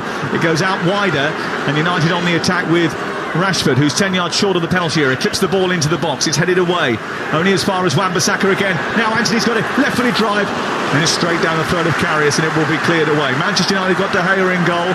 The right back is now Wan-Bissaka, Varane, Martinez and Shaw the back 4. Fred and Casemiro holding in midfield. Fernandes in the 10. Anthony and Rashford flanking. Mount Weghorst in attack for Manchester United. Newcastle now with Trippier as the right back, Cher, Botman and Burn in front of Karius. The midfield is Guimaraes and Joelinton, with Almiron on one side and St-Maximin on the other side, and up front Callum Wilson and Alexander Isak. And they desperately need to get an early goal in this game if they are to turn around this final. 47 minutes and 25 seconds played, live on Talksport, and it's Manchester United 2, Newcastle United 0. Here's Alexander Isak, who's running down the right side and trying to outpace Rashford, and doing so, long-limbed and lean. He dances towards the edge of the box. He travelled a very long way with the football there, Stuart. And he is a threat. He's technically a very good footballer, still only young. Hasn't scored too many goals in English football just yet, but he's certainly got the ability, and he's showing that now as he breaks in from the right side, tries to set the ball down the right channel for Callum Wilson into the area. Across comes Varane, reads the play and puts it out. Yeah, he's an interesting one. I looked at him a fair bit before he come to these shores, and always felt as though he was a number 9, but obviously these early moments on the pitch, and Lee would know probably a touch more about how he plays at Newcastle, playing slightly deeper. Yeah, that's right. So he can come and drop off even when he's playing as the lone striker. He wants to come to feet to get the ball and create spaces that way. But he started brightly. When he was at Real Sociedad, he was certainly someone who would sometimes veer out to the flanks or play as a number 10. He's usually good with someone else up alongside him as Weghorst squares up to Botman as the ball goes out of play on this near side. Here is Sam Maximam, just short of the halfway line, being tracked by Wan-Bissaka. Brilliant defending by him, and now he's turned the ball over in a really dangerous area. They've got an overload on the left if they can find Marcus Rashford. If they don't, was there a handball inside the 18-yard box there? Weghorst is convinced it seemed to hit the arm, did it, of one of the defenders and go through to the goalkeeper. The referee said nothing doing. VAR will look at it. I thought the arm was tucked into the body there, and that won't count, and it's going to be a free kick at the other end after Shaw crunches Almiron, after Newcastle spun up the other end of the table. But that tackle from Wan-Bissaka was wonderful, and it meant that it was 4-on-2. They just didn't use it. They didn't, no, but as I say, the tackle set up the attack. It ended up then being 2-on-4, but just couldn't find the pass to free up two strikers, Fernandes being one of them. Well, they've given away a set piece at the other end, and it will be a right-footed cross from this near side from Kieran Trippier. They've already put a couple of good deliveries into the box. If they can get one right and drag themselves back into the game, anything can happen here. 2-0, 5 minutes into the second half. Could be a big moment in the Carabao Cup final. A right-footed arced ball towards the far post, headed into the air by Wan-Bissaka, drops for Isak, who launches it back into the area, flicked away by Shaw. Then Fred will help it forward and up towards the halfway line, but it's Trippier who wins it back. Guimaraes doesn't take the instruction to kick it back to his goalkeeper. Instead he gets a 1-2 from Isak and then plays it round towards Miggy Almiron, who helps it into the box. It's a little bit too far away from Wilson and bobbles into the arms of David De Gea away to our right hand side. We might have a chaotic second half just by the very nature of the fact that Newcastle United have got to desperately try and find a way back into it. Definitely, there's more players up in that forward line at this moment in time. They've got great energy amongst themselves, and we're talking earlier probably about who's got the best substitutes bench. Wan-Bissaka's been on 5 minutes. He's created 2 efforts at one end and cleared one brilliantly at the other. Up ball down the left-hand side with Alan Saint-Maximin trying to weave his way in towards the edge of the penalty area, and Wan-Bissaka stuck to his task. It was then put behind by the Frenchman. It's out for a goal kick away to our right. Now, you heard from Betfair's Sam Rossbottom at half-time about my charity bet builder for the Bobby Moore Fund. I decided to cash out on that bet for £161. So £161 going to the Bobby Moore Fund for research into life-saving cancer treatment. Ball out over on the far side, cleared by De Gea. It wasn't a great ball out. Anthony then has helped it back in, and Wilson's picked it up for Newcastle, charged into the midpoint of the Manchester United half, sent wide onto Almiron. Overlapping is Kieran Trippier into the near post, looks towards Wilson, took a deflection, goes out for a goal kick. The referee points down at the 6-yard box when Lisandro Martinez was being accused of getting the final touch by Wilson, and it is going to be a goal kick. In truth, I don't think any of the officials actually know who it come off of. They were basically, it was a guesstimate. Good ball in there by Trippier, near post ball, just being attacked. Well, it was probably a fair decision, maybe dangerous play there. Yeah, dangerous play by Wilson, whose foot was high and almost connected with the head of Lisandro Martinez, who's already been involved in one collision this afternoon in this Carabao Cup final, which Manchester United lead through goals from Casemiro and Rashford. And the winners all automatically qualify for the Europa Conference League next season, but both these two riding high in the Premier League, likely to qualify for at least the Europa League and possibly the Champions League. Then the most likely scenario is that it goes down to 6th or 7th place.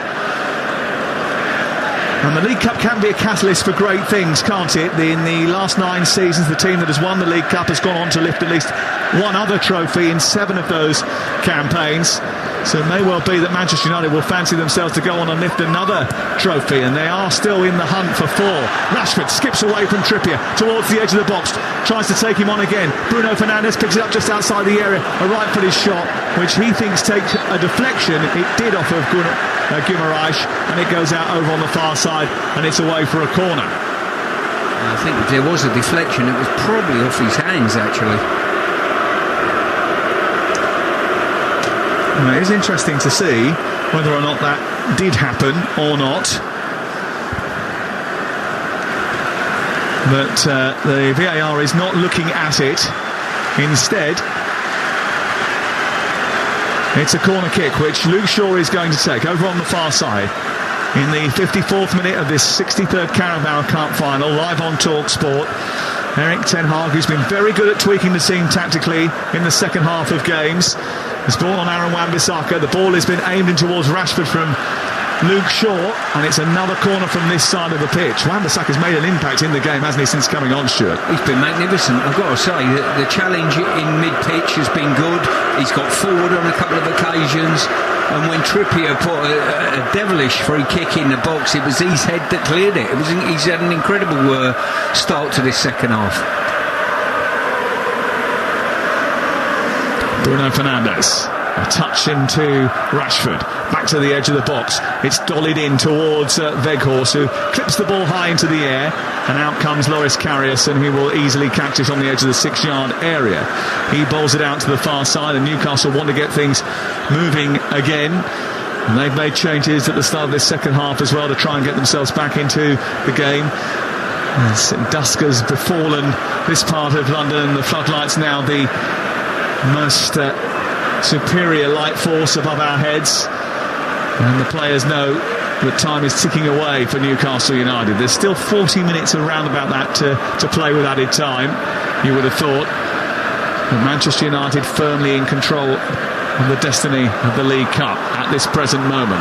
Here is Casemiro flicking it forward. He's given it away cheaply into Joel Linton, who plays it down the right-hand side. He has been booked. He's always booked, Joel Linton. He's a walking yellow card. And he's played it out towards this near side.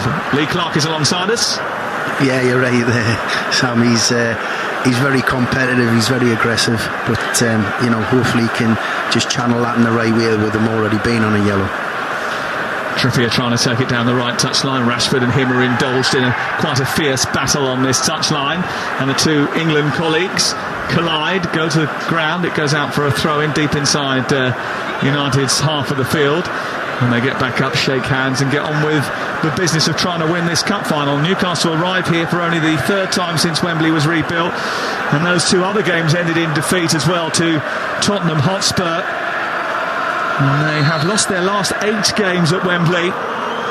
The longest losing run from a team at Wembley. It dates back 67 years, 295 days since their last victory in the 55 Cup final against Manchester City. At the moment, it looks an unlikely turn of events to see this being turned around and going in Newcastle United's favour, but you never know. St Maximin chases down the far side, gets a nudge from Wan-Bissaka, ends up in the asphalt on the perimeter of the pitch, and he's hurt his arm as he's gone down. And that's going to be a free kick over on the far side. In fact, I think the referee's given a throw-in to Manchester United. Thought that was a fair charge. Yeah, Eddie Howe and his assistant Jason Tyndall, they're not too happy with that decision. Watching the replay, I think that was a foul by Wan-Bissaka.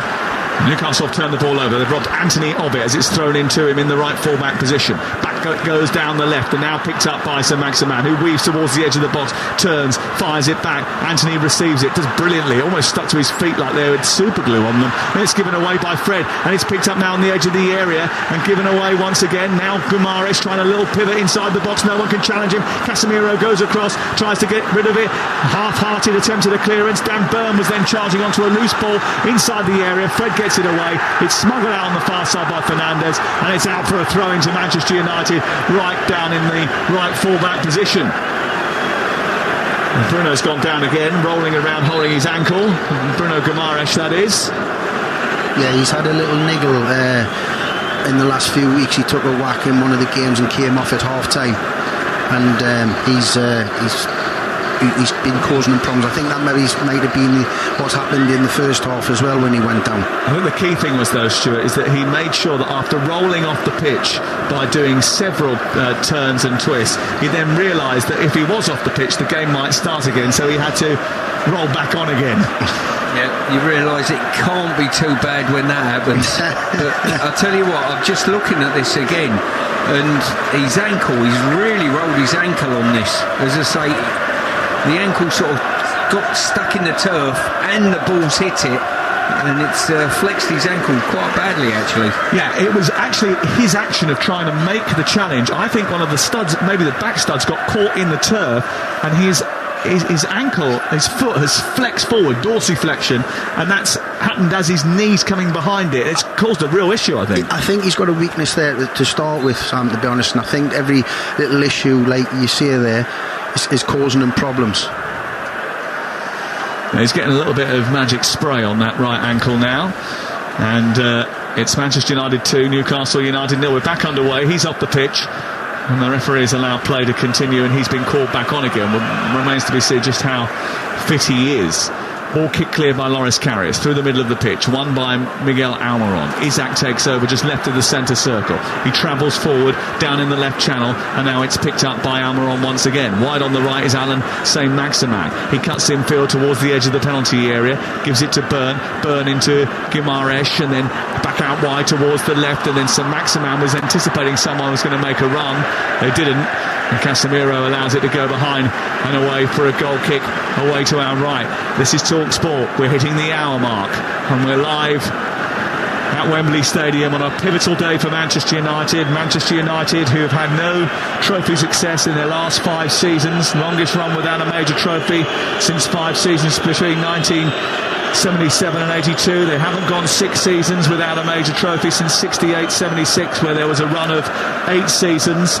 Avram Glazer, the Manchester United co-chairman, who is one of those who is behind selling part of the club at least, is here today. A rare appearance, a match for him, and he is hoping that he will see his team go on and end up winning the Carabao Cup for the first time since 2017, the first major trophy in that time frame that we've already identified. It would be a massive endorsement of what Erik ten Hag has achieved with Manchester United, but there are still minutes to manage yet, and Erik ten Hag is taking no chances. The 2-time Dutch Cup winner is standing on the edge of the technical area, and he is organising his men on the battlefield, Stuart. Yeah, he certainly is. As I say, they've almost got a blueprint, United. You know, they're quite happy not to have a lot of the ball. That's not a problem to them. Very good on the counter-attack.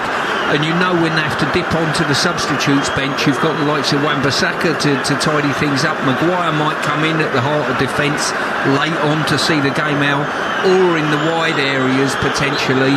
You know, you've got Garnacho and Sancho to come on and supplement things. You may have seen reports in your papers today about Newcastle United and the dark arts and time wasting.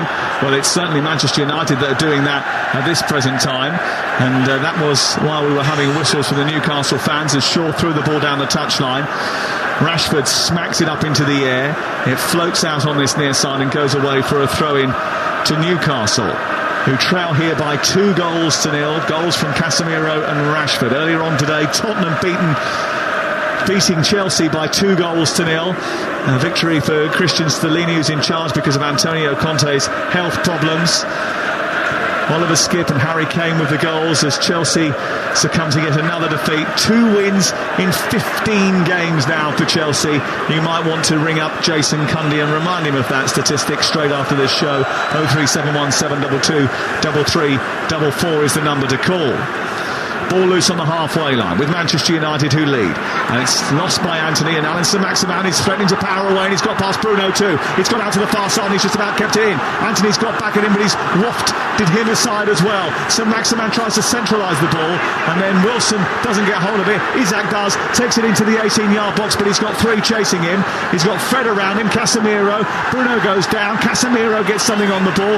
Manchester United scrap their way out of trouble, and the ball then bounces off a Newcastle Manchester United player into the left full-back position where Luke Shaw hammers it to halfway.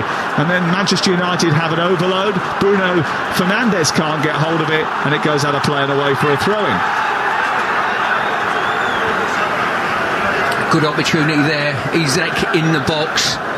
And Wilson in the box as well.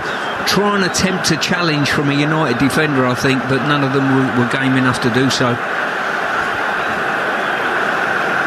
They're on the halfway line at Wembley, just left of it. Watching Kieran Trippier throw the ball in, get a return from Isaac. And then it's all the way back to Fabian Schär. And then Newcastle looking to build again.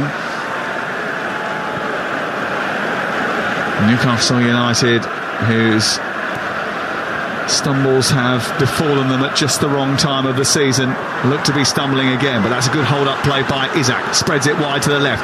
Alan Saint-Maximin into the area, trying to chop his way past Casemiro, who held him up well. Played in by Joel Linton towards the edge of the 18-yard box. Now on the right, Miggy Almiron takes it on for Newcastle into Guimaraes, who plays it back out to the Paraguayan. He then tries to turn infield and charge towards the edge of the box, gets a return. Across comes Bruno Fernandes with a slide tackle. It's still loose. Almiron tries to get a shot away, takes a cannon off of Lisandro Martinez, and the ball breaks to halfway. Now Manchester United look to go on the counter-attack, and Rashford is steaming down the touchline. He looks to take on Schär. Well-timed tackle by Schär, and he's robbed the ball from Rashford. Loads of turnovers in the game, Stuart.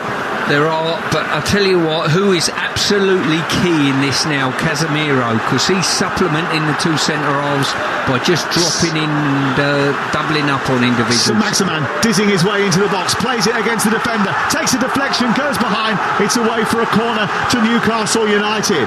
Well, Newcastle are certainly going for it. And Lee, they can't be accused of not throwing the kitchen sink at Manchester United. No, they've been terrific. Their application, their attitude, the desire to keep going at the game, you know, in difficult circumstances, being behind against the run of play, they just keep going at it. And the change of system, which is leaving them open to various different other opportunities from Man United, but they're still going for it. Yeah, they threw two up front in this cup final when they were 2-0 down, went to 4-4-2.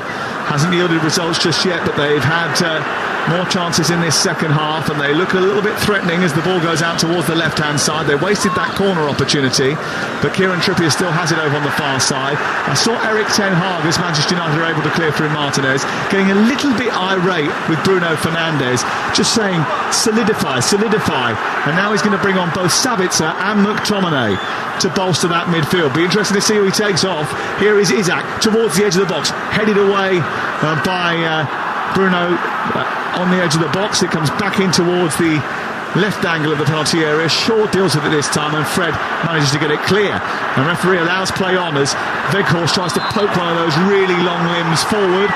There was already going to be a free kick given, and a yellow card is coming out here to I think that's Sven Botman, who was gobbing off at the referee because he felt that the advantage that was given to Manchester United had been taken and lost, and therefore that the free kick shouldn't be given, and it was. I tend to agree with him, actually. If that was the case, I think the referee had played on through the advantage and the next phase had begun. Now let's go down to the touchline and hear from Talksport reporter Faye Carruthers, who's behind the Newcastle dugout. I am, and to my left-hand side, Erik ten Hag is giving instructions to Marcel Sabitzer. On his right is Scott McTominay, looking like a double change for United. Well, it looks like those two are coming on. I think what's really key here is how Manchester United change it. The arch tweaker of formations and tactics is very good at making sure he has control of the match, and when he doesn't have it, how to get it back again, or using it to his advantage. Saint-Maximin, who's been brilliant so far, has been dealt with by Wan-Bissaka, who's dragged him to the floor. Free kick given to Newcastle United on the halfway line left of centre. And Manchester United now looking to make that change. Simon Hooper just checking that everyone's dressed appropriately. And I think the free kick will be taken before they can come on. Got to say, the Wan-Bissaka substitution's looking a masterstroke at this moment. Saint-Maximin's had the ball in some very, very dangerous positions, and he's stuck to his task brilliantly. Ball delivered towards the edge of the box, and it wasn't a particularly incisive ball headed away by Varane, then comes back to Trippier, who recycles it again right under the goalkeeper. De Gea gets a good punch on it, comes out as far as Joe Linton, who strikes it in towards the body of Wan-Bissaka, comes back to Joe Linton again, strikes it, stopped inside the 6-yard box by Martinez, deflects it behind, it's out for a corner. Another pinball inside the 18-yard box, Lee Clark, and a couple of big opportunities stopped by Manchester United defenders. Brilliant by Newcastle. It's the ball that Stuart mentioned the first half. He's clipped it up, it's got a little bit of spin on it, it's asking the defenders to backpedal. De Gea has to come out, he can't get a lot of purchase on it, and Newcastle have got them pressed in. Corner delivered to the far post, aimed in towards the defender, who gets a little ride off the back of Martinez, and Fabian Schär is penalised as a result of that. Jason Tindall is absolutely furious. He looks like a suave, handsome, charming man, but he's a little pit ball inside that technical area, and he is not happy at all with the award of that free kick. Yeah, that's the perfect combo in the technical area, because Eddie's usually the calm and composed one, and Jason's the one getting in the fourth official's ear, or just escalating with the opposition technical staff as well. Fred is the first one to be replaced. The second one is Wout Weghorst, which seems to be the go-to change for Erik ten Hag. So Sabitzer on for Weghorst, and the other change is to see McTominay come on for Fred. And Manchester United will feel as if Fred has certainly played his part today. And that is just about stabilising that midfield, isn't it, to make sure they get back control in that area in front of Casemiro. Yeah, I think that's what Ten Hag does really well. He identifies when the run of play, if you like, is going against his team before it actually does. And he'd done that at half-time. Would have been easy to keep the same team on, 2-0 up. He didn't do that. Wan-Bissaka come on and dealt with things, and he's obviously made the change now.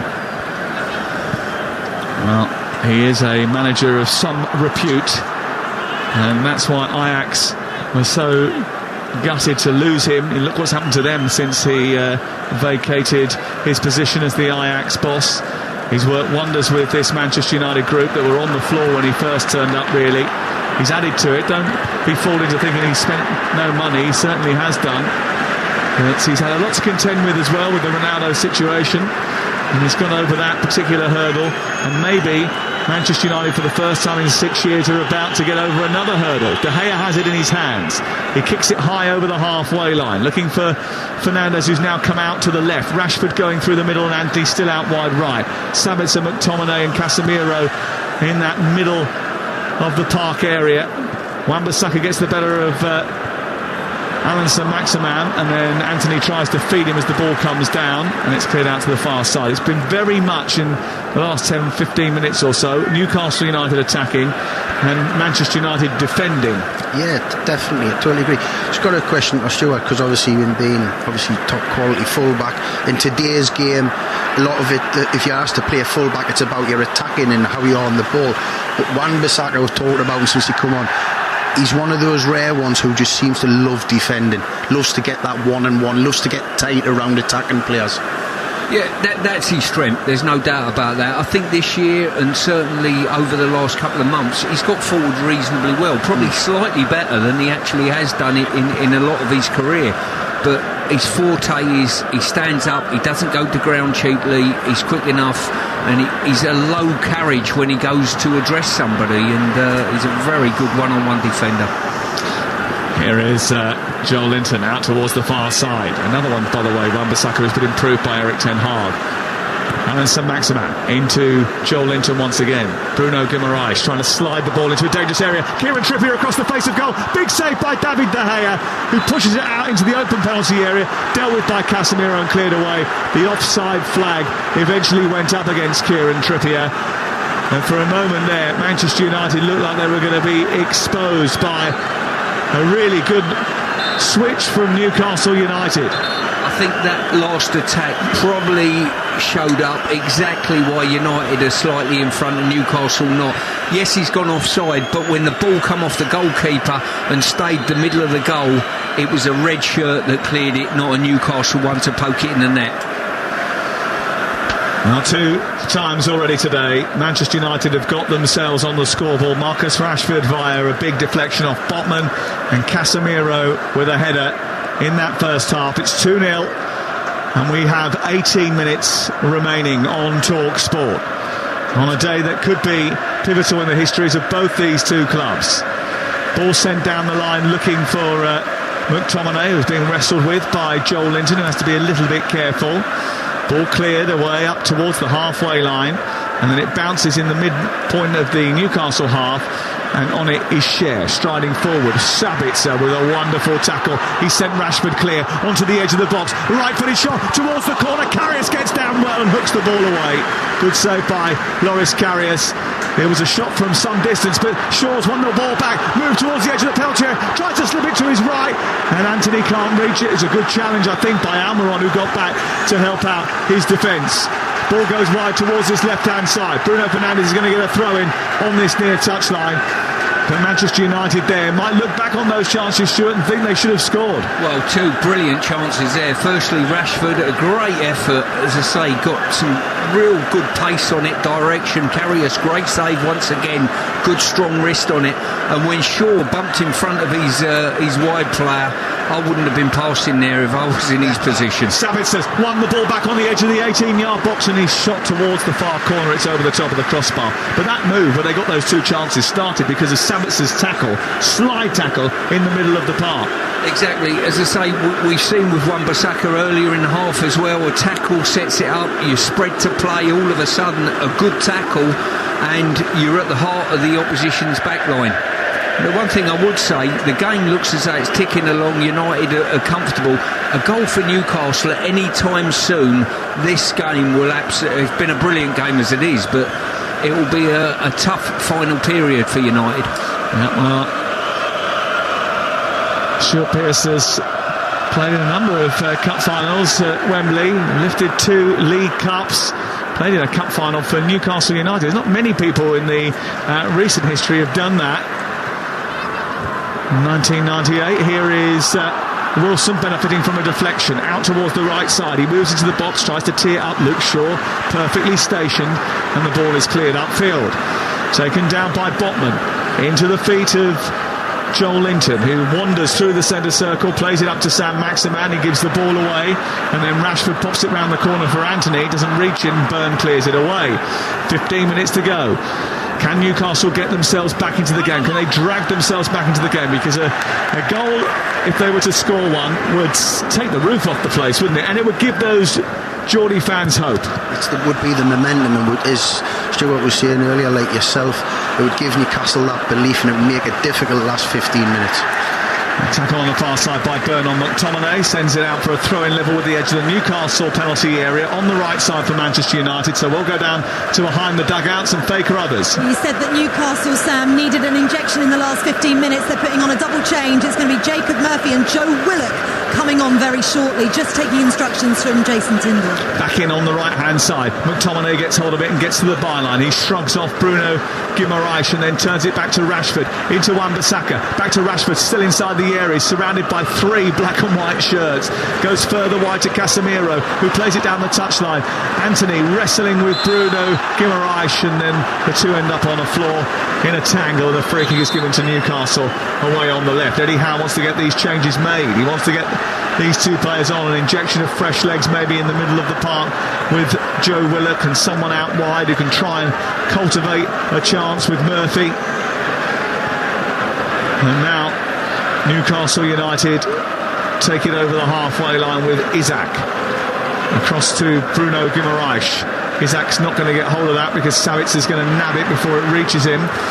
And United have got the ball back again. It's sent over the top. Maybe an offside flag might go up here as Trippier wrestles with Bruno Fernandes. Fernandes picks it up, turns it infield. Savitzer's got space on the edge of the area. A right-footed shot takes a deflection, pops into the air. Rashford will chase it out towards the corner flag.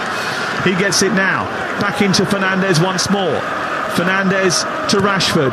then back towards Shaw on the edge of the Newcastle penalty area. Fernandes, Rashford down the side, attacking 3 black and white jerseys, tries to squeeze through a tight gap, but Almiron stops him, and then Trippier plays it infield to Joel Linton, and he alongside his compatriot Bruno Guimaraes managed to get the ball clear. A long raking ball forward for Alan Saint-Maximin to chase. De Gea's come a really long way, and he's got there ahead of Saint-Maximin, and he judged it just about perfectly, Stuart Pearce. For a moment there, I thought that Saint-Maximin was going to get the first touch on that. If he'd have done so, De Gea's walking and coming to sit over next to us at this moment in time. I think when Newcastle have been a little bit wasteful in that middle band, they've just failed to give the ball away, as of recent times, a little bit loosely, and it's just encouraged United to get up the pitch. Murphy for Saint-Maximin is the first change. Bruno Guimaraes hobbling off on the near side for Joe Willock, the other change. It means they lose their most influential player, but that's because of injury. Yeah. They've also lost Alan Saint-Maximin, who's been quite bright. He has, but I think, he'd already changed the strikers. He'd gone and decided to put 2 strikers on. I didn't think it was going to be one way, take Wilson off, so he sacrificed Saint-Maximin. Almiron's just getting some instructions from Murphy, who is likely to play out on the flank. We'll see how they shape up after this long throw from Dan Burn. He's torpedoed into the box from the far side.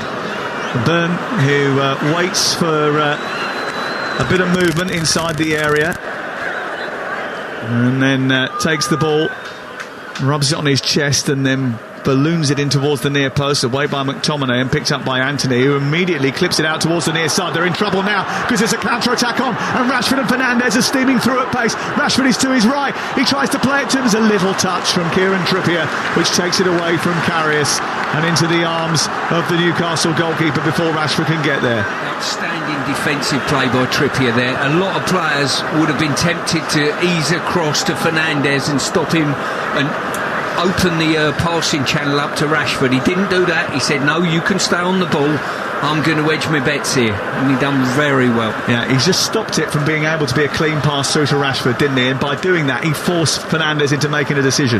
Yeah, really clever play. Murphy into the box on the right side for Newcastle, coming forward down the right hand side with 11 minutes to go. He produces a cross which takes a deflection, it goes behind, it's away for another Newcastle United corner. At one stage, Lee, they're going to have to get one of these corners delivered pinpoint onto the head of one of their big, tall 6-footers. Absolutely, the delivery has to be right, because as we said, they've got some big guys in there who can finish it off, so let's hope this is the one. Corner kick, right side, taken by Kieran Trippier. A right-footed, low, flat delivery. It was terrible delivery. Oh, and then there was a challenge by Bruno Fernandes, and that may well be looked at by the referee. Fabian Schär went down, and Fernandes looked to be very clumsy from behind there.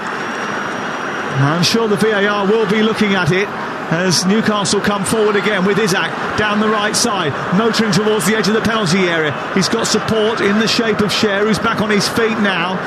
He was the one who was brought down by Fernandes, or appeared to be. We'll like to get a second look at that as Isaac tries to take on Martinez.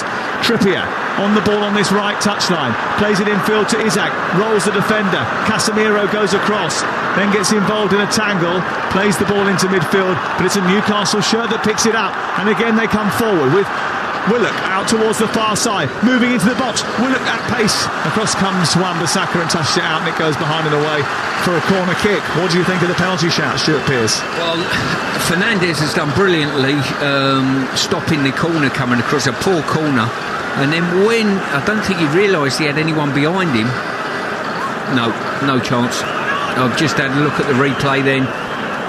I think it was Shaw who come into the back of Fernandes. Ball into the near post from the corner, headed away by Casemiro. I think what you're saying is it was a dive. Here is Anthony over the halfway line, spinning away on the counter-attack. Oh, he's testing them for pace here. He's going on the outside. It's brilliant defending. Well, it was initially. And then Murphy was pulled to the floor by Anthony, and that's going to be a free kick to Newcastle United, deep inside their own half. Manchester United making another change, and Anthony's last action was to chase that long ball into Newcastle territory, and Jadon Sancho is on. Sancho, who's had a bit of a resurgence himself recently. Anthony certainly made a contribution to proceedings. He'll be hoping that Manchester United have done enough to win this cup final, but there's still 9 minutes to go. No one inside this stadium is daring to leave yet. It's been such a long time since Manchester United, by their standards, have lifted a trophy. Even longer if you're a Newcastle fan. Yeah, unfortunately, Sam, I was just going to say, this is telling you about the resurgence of Manchester United when they make these quality substitutions like this. You're bringing on an unbelievable talent like Jadon Sancho in the last 10 minutes of the game. This tells you the strength and depth that they have at the moment now as well. Another one who has benefited from the direct, clear communication of the Manchester United manager. Was told to go off and get himself sorted, and told him how to do it as well. He's done that, come back, worked his socks off, and as a result of that, seems to look like a refreshed player once again. Jadon Sancho, he's on in place of Anthony for the final 8.5 minutes in front of the England manager, who's high up in the royal box. It's 2-0 to Manchester United. Miguel Almiron of Newcastle and Paraguay dance down the right, hands it off to Trippier. It goes back in field to Joe Linton, and then further in to Botman. Joe Linton wants it back again, trying to get things moving. Out to Dan Burn. Burn travels in from the touchline and then plays it infield to Joe Willock, who clips the ball high out towards the right, chested down by Kieran Trippier. A chance to get it into the box. Instead he gives it to Murphy. Murphy takes on Casemiro down the right side. I didn't get enough on that. He ballooned it on the outside of his boot, didn't get enough of his foot around the ball, and it went high up into the Newcastle United fans away to our right hand side and out for a goal kick. Well, remember, Monday morning, Laura Woods is back on breakfast with Rangers legend Ali McCoist and Dean Saunders from 6 a.m. And Dean Saunders actually on air very shortly.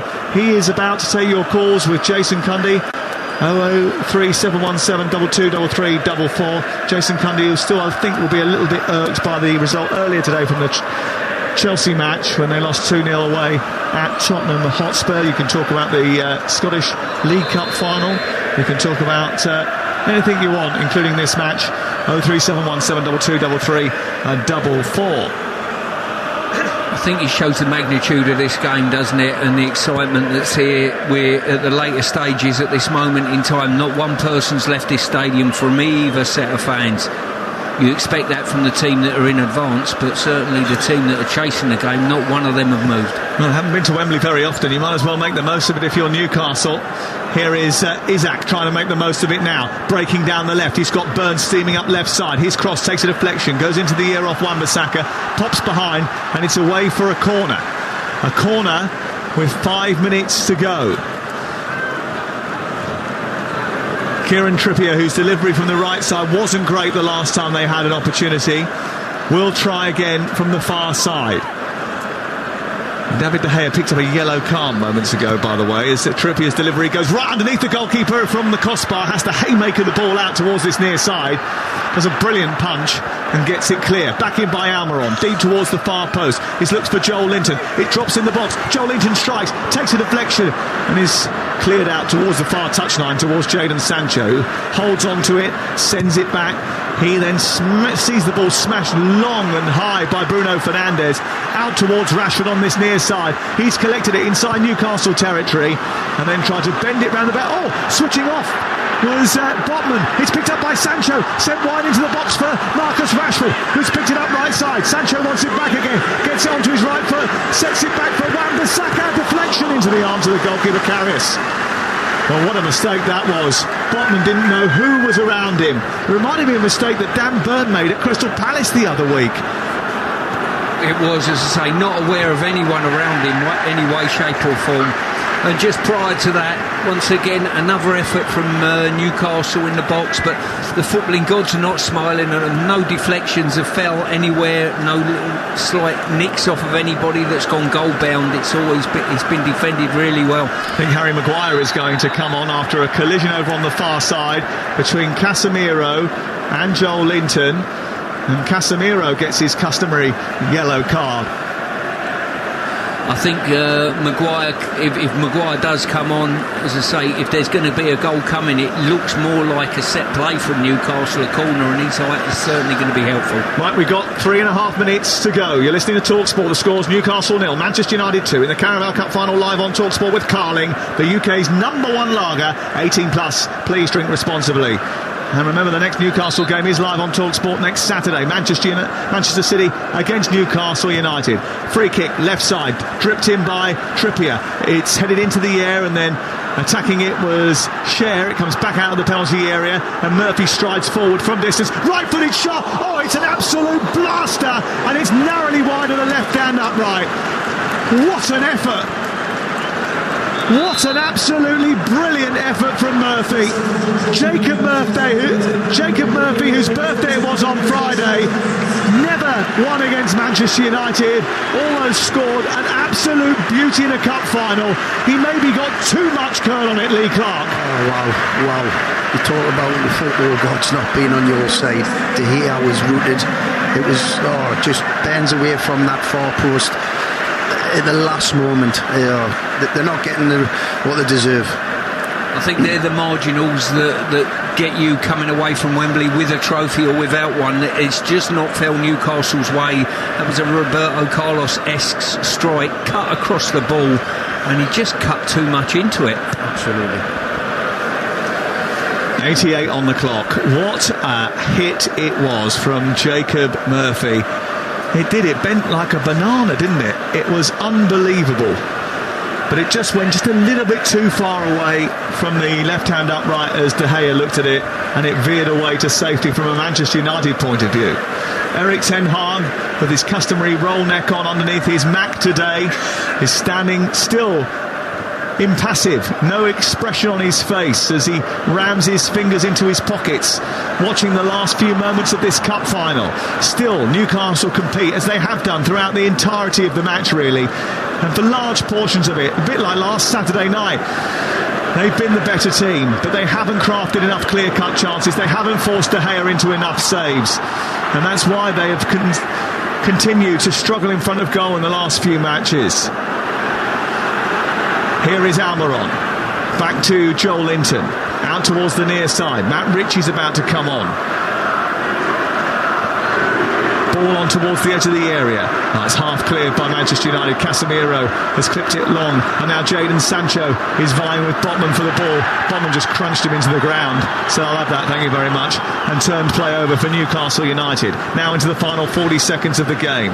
The ball picked up on the far side by Willock, and then sent centrally for Bruno Guimaraes, and then infield to Fabian Cher, out wide to Kieran Trippier. This is a big moment for Manchester United. A fourth major trophy since Sir Alex Ferguson retired is now moments away. Trippier into the penalty area. The ball ricochets kindly for Manchester United inside the box. There's a bit of an upending inside the area. Martinez goes down, and then there's a little bit of a shout in the face of Wilson by the Argentine, and they're all colliding behind the goal line now, away to our right hand side, and temper's just getting a little bit frayed, Lee Clark. Yeah, a little bit frayed, you can say that. I think Martinez, as you said to him, his nickname's the Butcher, isn't it? So I think he showed a little bit of that there. He's a terrific defender though as well. He's not bad, is he, Lisandro Martinez? He's the kind of character you want in your team, not one that you're playing against, Stuart. Yeah, and as I say, Wilson's got caught up with it a little bit there, and all that's done, it's helped Manchester United a little bit. It's broke the play up, everything's calmed down, and it's the last thing Newcastle need at this moment in time.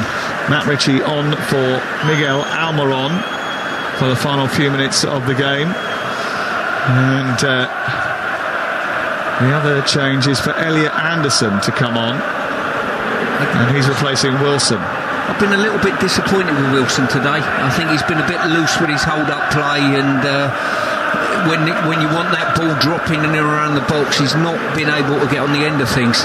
Yeah, I can agree with that, Stuart. I think last few weeks he's been a little bit like that, but you're always hoping that he's going to be that man who can get you the goal. But unfortunately for Newcastle, you're spot on with that comment about Callum Wilson. Well, there's a terrific sight away to our left as the Manchester United fans lift the red and white and black scarves above their head that have been left for them on their chairs today, singing about their team's anticipated latest success. But 5 minutes have been added on by the fourth official on the near side, and Manchester United have got to ride that out if they are to lift the trophy. United's form since the World Cup has been outstanding. Luke Shaw has been booked Free kick far side the left, in towards the near post. A flicked header, and it's clawed away by David De Gea from Joe Linton's effort. Joe Linton running towards the edge of the 18-yard box, flicked the ball behind himself towards the far corner. It looped high into the air, almost dropped under the crossbar, but De Gea has made a terrific save. Has it even hit the post? No, it's De Gea. Wow, terrific. The Newcastle fans now waving their flags, celebrating their team's participation in this event more than anything else. Murphy has it inside the 18-yard box. Real support from their supporters right at the end of the game, knowing that it's a forlorn task now. Still their players are giving everything. Still they're trying to find a way back into the match, but it seems to be eluding them. Manchester United on the verge of success under Erik ten Hag. A first step towards maybe something even bigger for them. Oh, they've made a mistake here though, and now they're racing away, Manchester United. The ball being run by McTominay from Botman. He's played it to Fernandes inside the area. Swivels gets onto his right foot. Karius comes out, makes a brilliant save and steers it over the top. Wow, what a game. What a game. It's been absolutely exceptional from both teams. Every single player on the pitch. As you say, credit's got to go to both teams, not just the victors today. Both teams have played their part in this one. And fantastic run there. Fernandes just cut inside. And Karius, what a wonderful save. I think what a wonderful occasion. Well, look at the reaction of the Newcastle fans. As you said, Sam, earlier, usually they're aware that the seats are empty. They're showing that the players have given everything and they appreciate it. 94th minute on the clock. Manchester United about to win the trophy. McTominay into the penalty area. It's bundled behind, it's away for a corner. Maybe this will help the heartbreak of that Europa League final defeat to Villarreal, 11-10 on penalties. The FA Cup final defeat to Chelsea that they suffered before that. Is this a new era of trophy hunting for Manchester United? Not since the 70s and 80s have United gone this long without one. That wait is about to come to an end.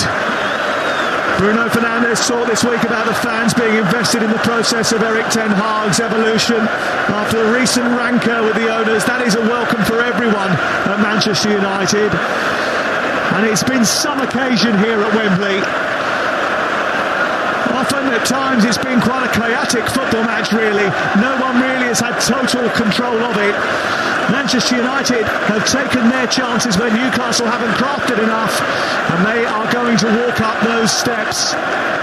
There's a lot more than the 39 that there used to be, and Manchester United will be doing that soon. Ball has been kicked by Elliot Anderson, right at one of the Manchester United players. Luke Shaw's getting involved. No one really wants to get into any more trouble than is necessary here. It's all getting a little bit fractious when it doesn't really need to right at the end of the game. Yellow cards coming out from David Coote.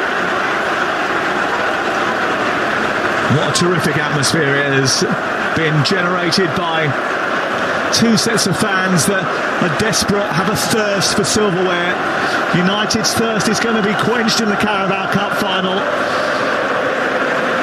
Newcastle United's wait is going to go on. The yellow cards did come out.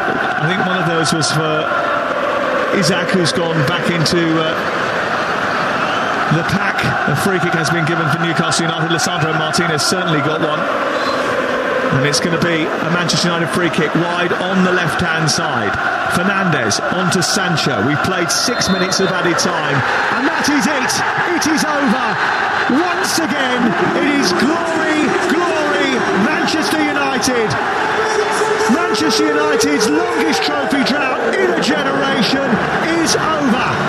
Erik ten Hag leads the Red Devils to League Cup triumph, their first silverware in 6 years, with goals from Casemiro and from Rashford. They'll be partying down Deansgate tonight, swinging in Salford. It's more Wembley heartbreak for Newcastle, who have now lost 9 games in a row at this stadium. It's a run that dates back 70 years, but cup finals are about winners, and Manchester United, so fragile and bruised and low after the Ralph Rangnick era, have been rebuilt by top tactical tweaker Ten Hag into winners. The restoration of this great club is not complete, but he's well underway. Manchester United win the League Cup for a sixth time. They have beaten Newcastle by 2-0. Well, Manchester United winning their first trophy since 2017, but for Newcastle United, the wait goes on, and you could see what it meant to the United players. They're dancing around on the pitch at the full-time whistle. Those who'd already gone off, Rashford, Dalot, Anthony, Fred, came racing on to celebrate with the players that were out there, and now those Manchester United players going over to the left to their fans, all decked out in red and celebrating with them as well. That's what the Carabao Cup means to Manchester United. The Newcastle fans still half-heartedly waving some of their flags, but their players know they didn't put on a show today. The pre-match was all about Loris Karius. Well, it wasn't down to him. It was maybe the other end of the pitch for Newcastle United, because it felt to me like they could have been there all night and they still wouldn't have been able to score a goal.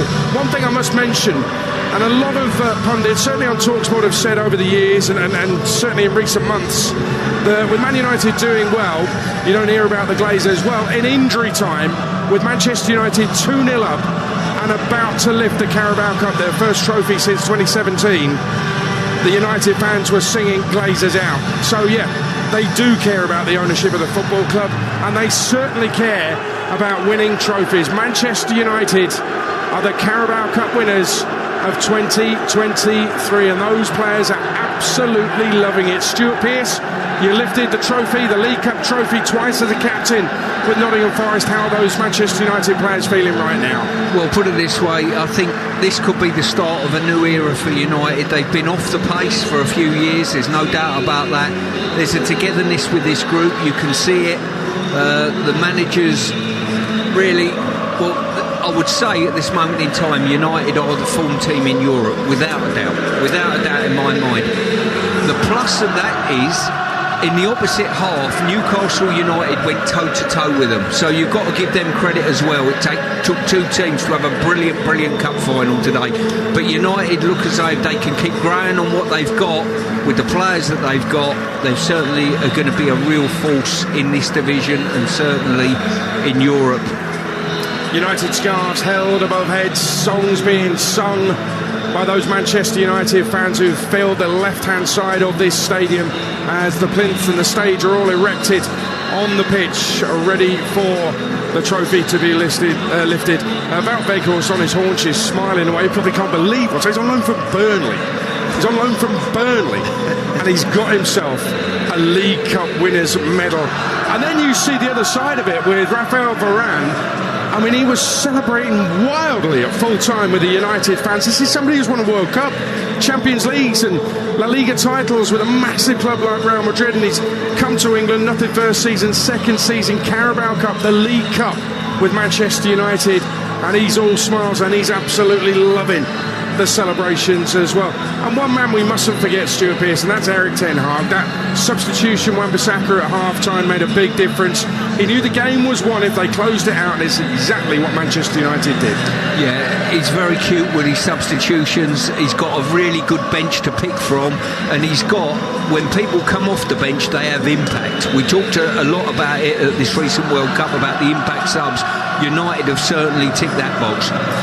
As the players continue celebrating, Erik ten Hag hugging Diogo Dalot, one of the starting lineup for Manchester United. A winner. There's a big hug from Fernandes for Steve McLaren and the rest of the coaching staff for Manchester United. David De Gea is a happy man as well. Seems to have been at Manchester United for years and years. For the Newcastle players, Lee Clark going over to their fans to thank them for their support, and they did support them right to the very end and beyond as well. But talk to me tactically about why Newcastle couldn't score today. Well, I think that's the only downside of the performance, Adrian. I think everything else about it, they've passed the ball well, they've put pressure on Manchester United, even with a change of system, which I thought might open the game up a bit more. But like you said, maybe it's the movement in the penalty area. Stuart mentioned Callum Wilson not firing on all cylinders to get on the end of things, and that's been the difference in the last few weeks when they've struggled to score goals.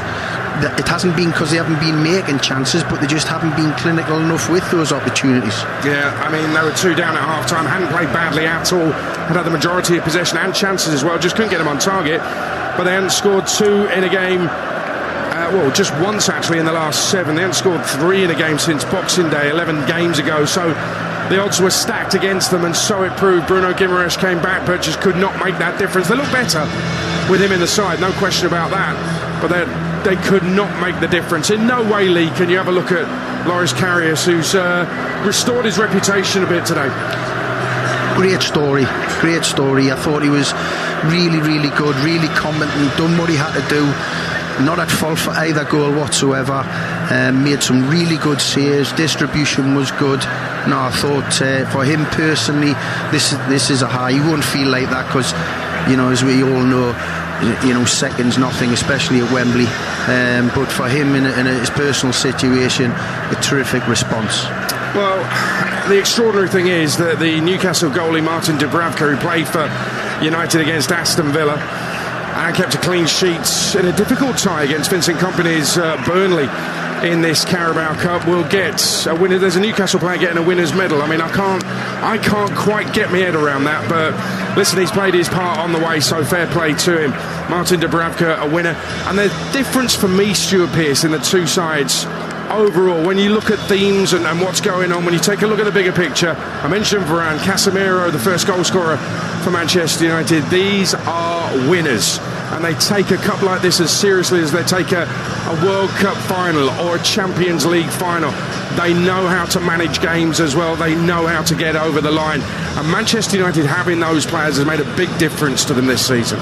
Yeah, I totally agree. As I say, they've got know-how, they've got experience, and they've got ability. And what they've done, they've put all that and thrown into a team ethic as well. United are looking like a team now. There's no doubt about that.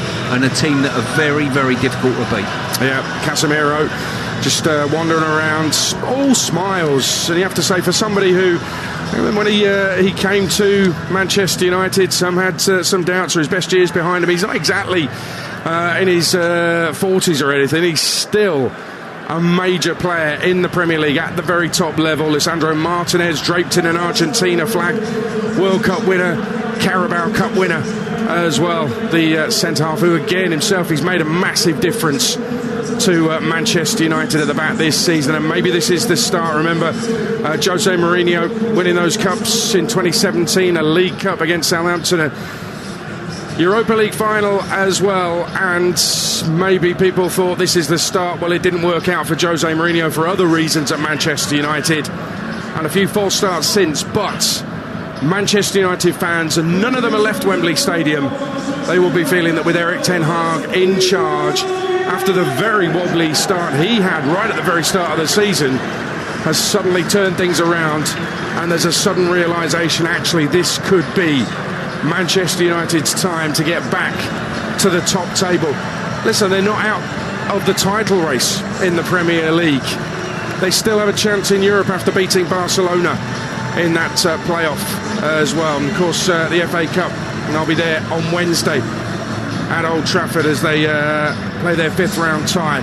They're waiting to come up the steps here at Wembley Stadium. The Manchester United players, the victorious players. The Newcastle players have already made their way for losers' medals, and not just the 9 Wembley defeats in a row that Sam Matterface was talking about. I think it's 3 2-0 defeats in Wembley finals for Newcastle United in a row. The pain must be unbearable, Lee Clark, for all. I mean, you're right in the heart of Newcastle, right in among those Newcastle fans as the players are coming down the steps alongside you after picking up their losers' medals. The pain of defeat, are they immune to it, do you think? It's just awful, as we said. It's been Wembley's no place for losing. It's awful. I've experienced that, and it's a really bad feeling. It's an awful feeling. But Adrian, before the game, fans will say things like, just give us your best, give us everything that you've got, and that's all we ask for. And I speak for every single Newcastle United fan here. Those players, every single one of them in a black and white shirt, couldn't have given any more in terms of the effort, desire, heart, passion. Yes, they've lacked quality in the final third to get on the end of things, but they couldn't have done any more. I'm just going to follow on from that statement and say, 20 odd years ago, Newcastle come here and didn't perform and were outplayed in 2 FA Cup finals. Today, this is a different Newcastle. This is a different feel that they'll come away from this stadium and say, I'll tell you what, we've had a right go and we've got a bright future if we can keep playing like that. And also, Adrian, as well, we've got a manager who has huge ambition. He's got great backing and they're ambitious, the owners as well, because what he talked about before the game was, we want this to be the norm. We want Newcastle to be playing in the big games, getting to the cup finals, domestic cup finals, challenging for the trophies. And, you know, this club, I stand here today, 12 months ago to this day, I was worrying about whether we were going to be a Premier League team and whether we're going back down to the Championship. Now, we're disappointed we've lost a cup final. We've still got a chance of getting in the Champions League. It's all happening very quickly. Eddie Howe has just gone past you down the steps after going up to collect a loser's medal. Manchester United are on their way up. Harry Maguire leading the way, all smiles at the front. The Manchester United captain who came on right at the very end of this Wembley final. Manchester United have won the Carabao Cup. Their players are on their way up. They will be passing us on the way down at our points here at Wembley Stadium. But they're about to lift the Carabao Cup 2023, about to pick up their medals as well. They have ended the trophy drought, the mini trophy droughts that Manchester United Football Club was enduring. Let's hear that trophy lift with your commentator on Talksport, Sam Matterface. Well, most of them have now climbed the 107 steps that it takes to get to the Royal Box. The Carabao Cup campaign has come to its conclusion after delivering us Jamie Vardy's 400th appearance for Leicester, Dean Holden's homecoming, 26 spot kicks in Tranmere's 12-11 win over Accrington in round 1, Crawley beating Fulham, Gillingham beating Brentford, and now Manchester United lifting the trophy. Erik ten Hag becomes the first Dutchman to lift the League Cup and the fourth to win a major trophy in England after Van Gaal, Hiddink and Ruud Gullit. And today David De Gea has become the record clean sheet holder for Manchester United with 181, overtaking Peter Schmeichel, courtesy of that shutout, maybe that big save that he made during the last few minutes of the game. And Erik ten Hag will credit others with the work of his tight-knit group. Assistants and backroom staff all playing their part. Mitchell van der Graag, Steve McLaren, Eric Ramsey, Darren Fletcher, Benny McCarthy, Richard Hartis and Craig Mawson. They have taken every single round of this competition seriously. Harry Maguire and Bruno Fernandes are the two players who will get their hands on the three-handled trophy, the League Cup, which will be held aloft into the night sky. But it's only 8 months into the job that Erik ten Hag has delivered a bit of silverware. The man that ended the drought, the man that has restored confidence, a first trophy win since 2017. 6 years to the day since they last lifted the League Cup. They are going to do it again. It has been a reward for attacking every single moment of this competition and making sure that the principles are adhered to. Harry Maguire and Bruno Fernandes grab hold of the Carabao Cup, and Manchester United have silverware in their hands again. It is thrust aloft into the Wembley evening sky, and the red and the white and the black ticker tape goes into the evening. The champagne corks pop in Stretford, Salford and in Spinningfields. Manchester United are back, trophy winners for the first time under Erik ten Hag, but you get the feeling that this won't be the last. They are going to revel in this, but they will focus once again on getting back on the hunt straight away, because there's no rest for the wicked and there's no rest for this Manchester United team either. A congested period awaits, but they will attack it with a trophy and medals in their back pocket. Well, there's a bit of Wembley redemption for some of those Manchester United players. Harry Maguire, part of that England team that was beaten on penalties in the final of the Euros, lifting the trophy with Bruno Fernandes. You've got to be pleased for Harry Maguire. He's had a difficult time, maybe a difficult time with Cristiano Ronaldo at the club. But he's come back from it prepared to play his part, even off the bench for Manchester United, and he's now a winner with Manchester United. Also Luke Shaw, a left-back, was in that England team as well. And what about Jadon Sancho, his first Wembley appearance since missing that penalty in the Euro final? He came on as a sub as well. And of course Marcus Rashford, who may not be credited with the second goal, but it wouldn't have happened without him, as he lifts the trophy. All smiles, Marcus Rashford, and how it's turned around for the Manchester lads. The United striker Erik ten Hag lifts the trophy with one of his big signings, Anthony. And Manchester United are winners again. We've got some incredible live sport here on Talksport. Carabao Cup final here at Wembley has been absolutely magnificent. What a game. Manchester United the winners. Tonight Talksport brings you exclusive radio commentary of Jake Paul versus Tommy Fury live from Saudi Arabia.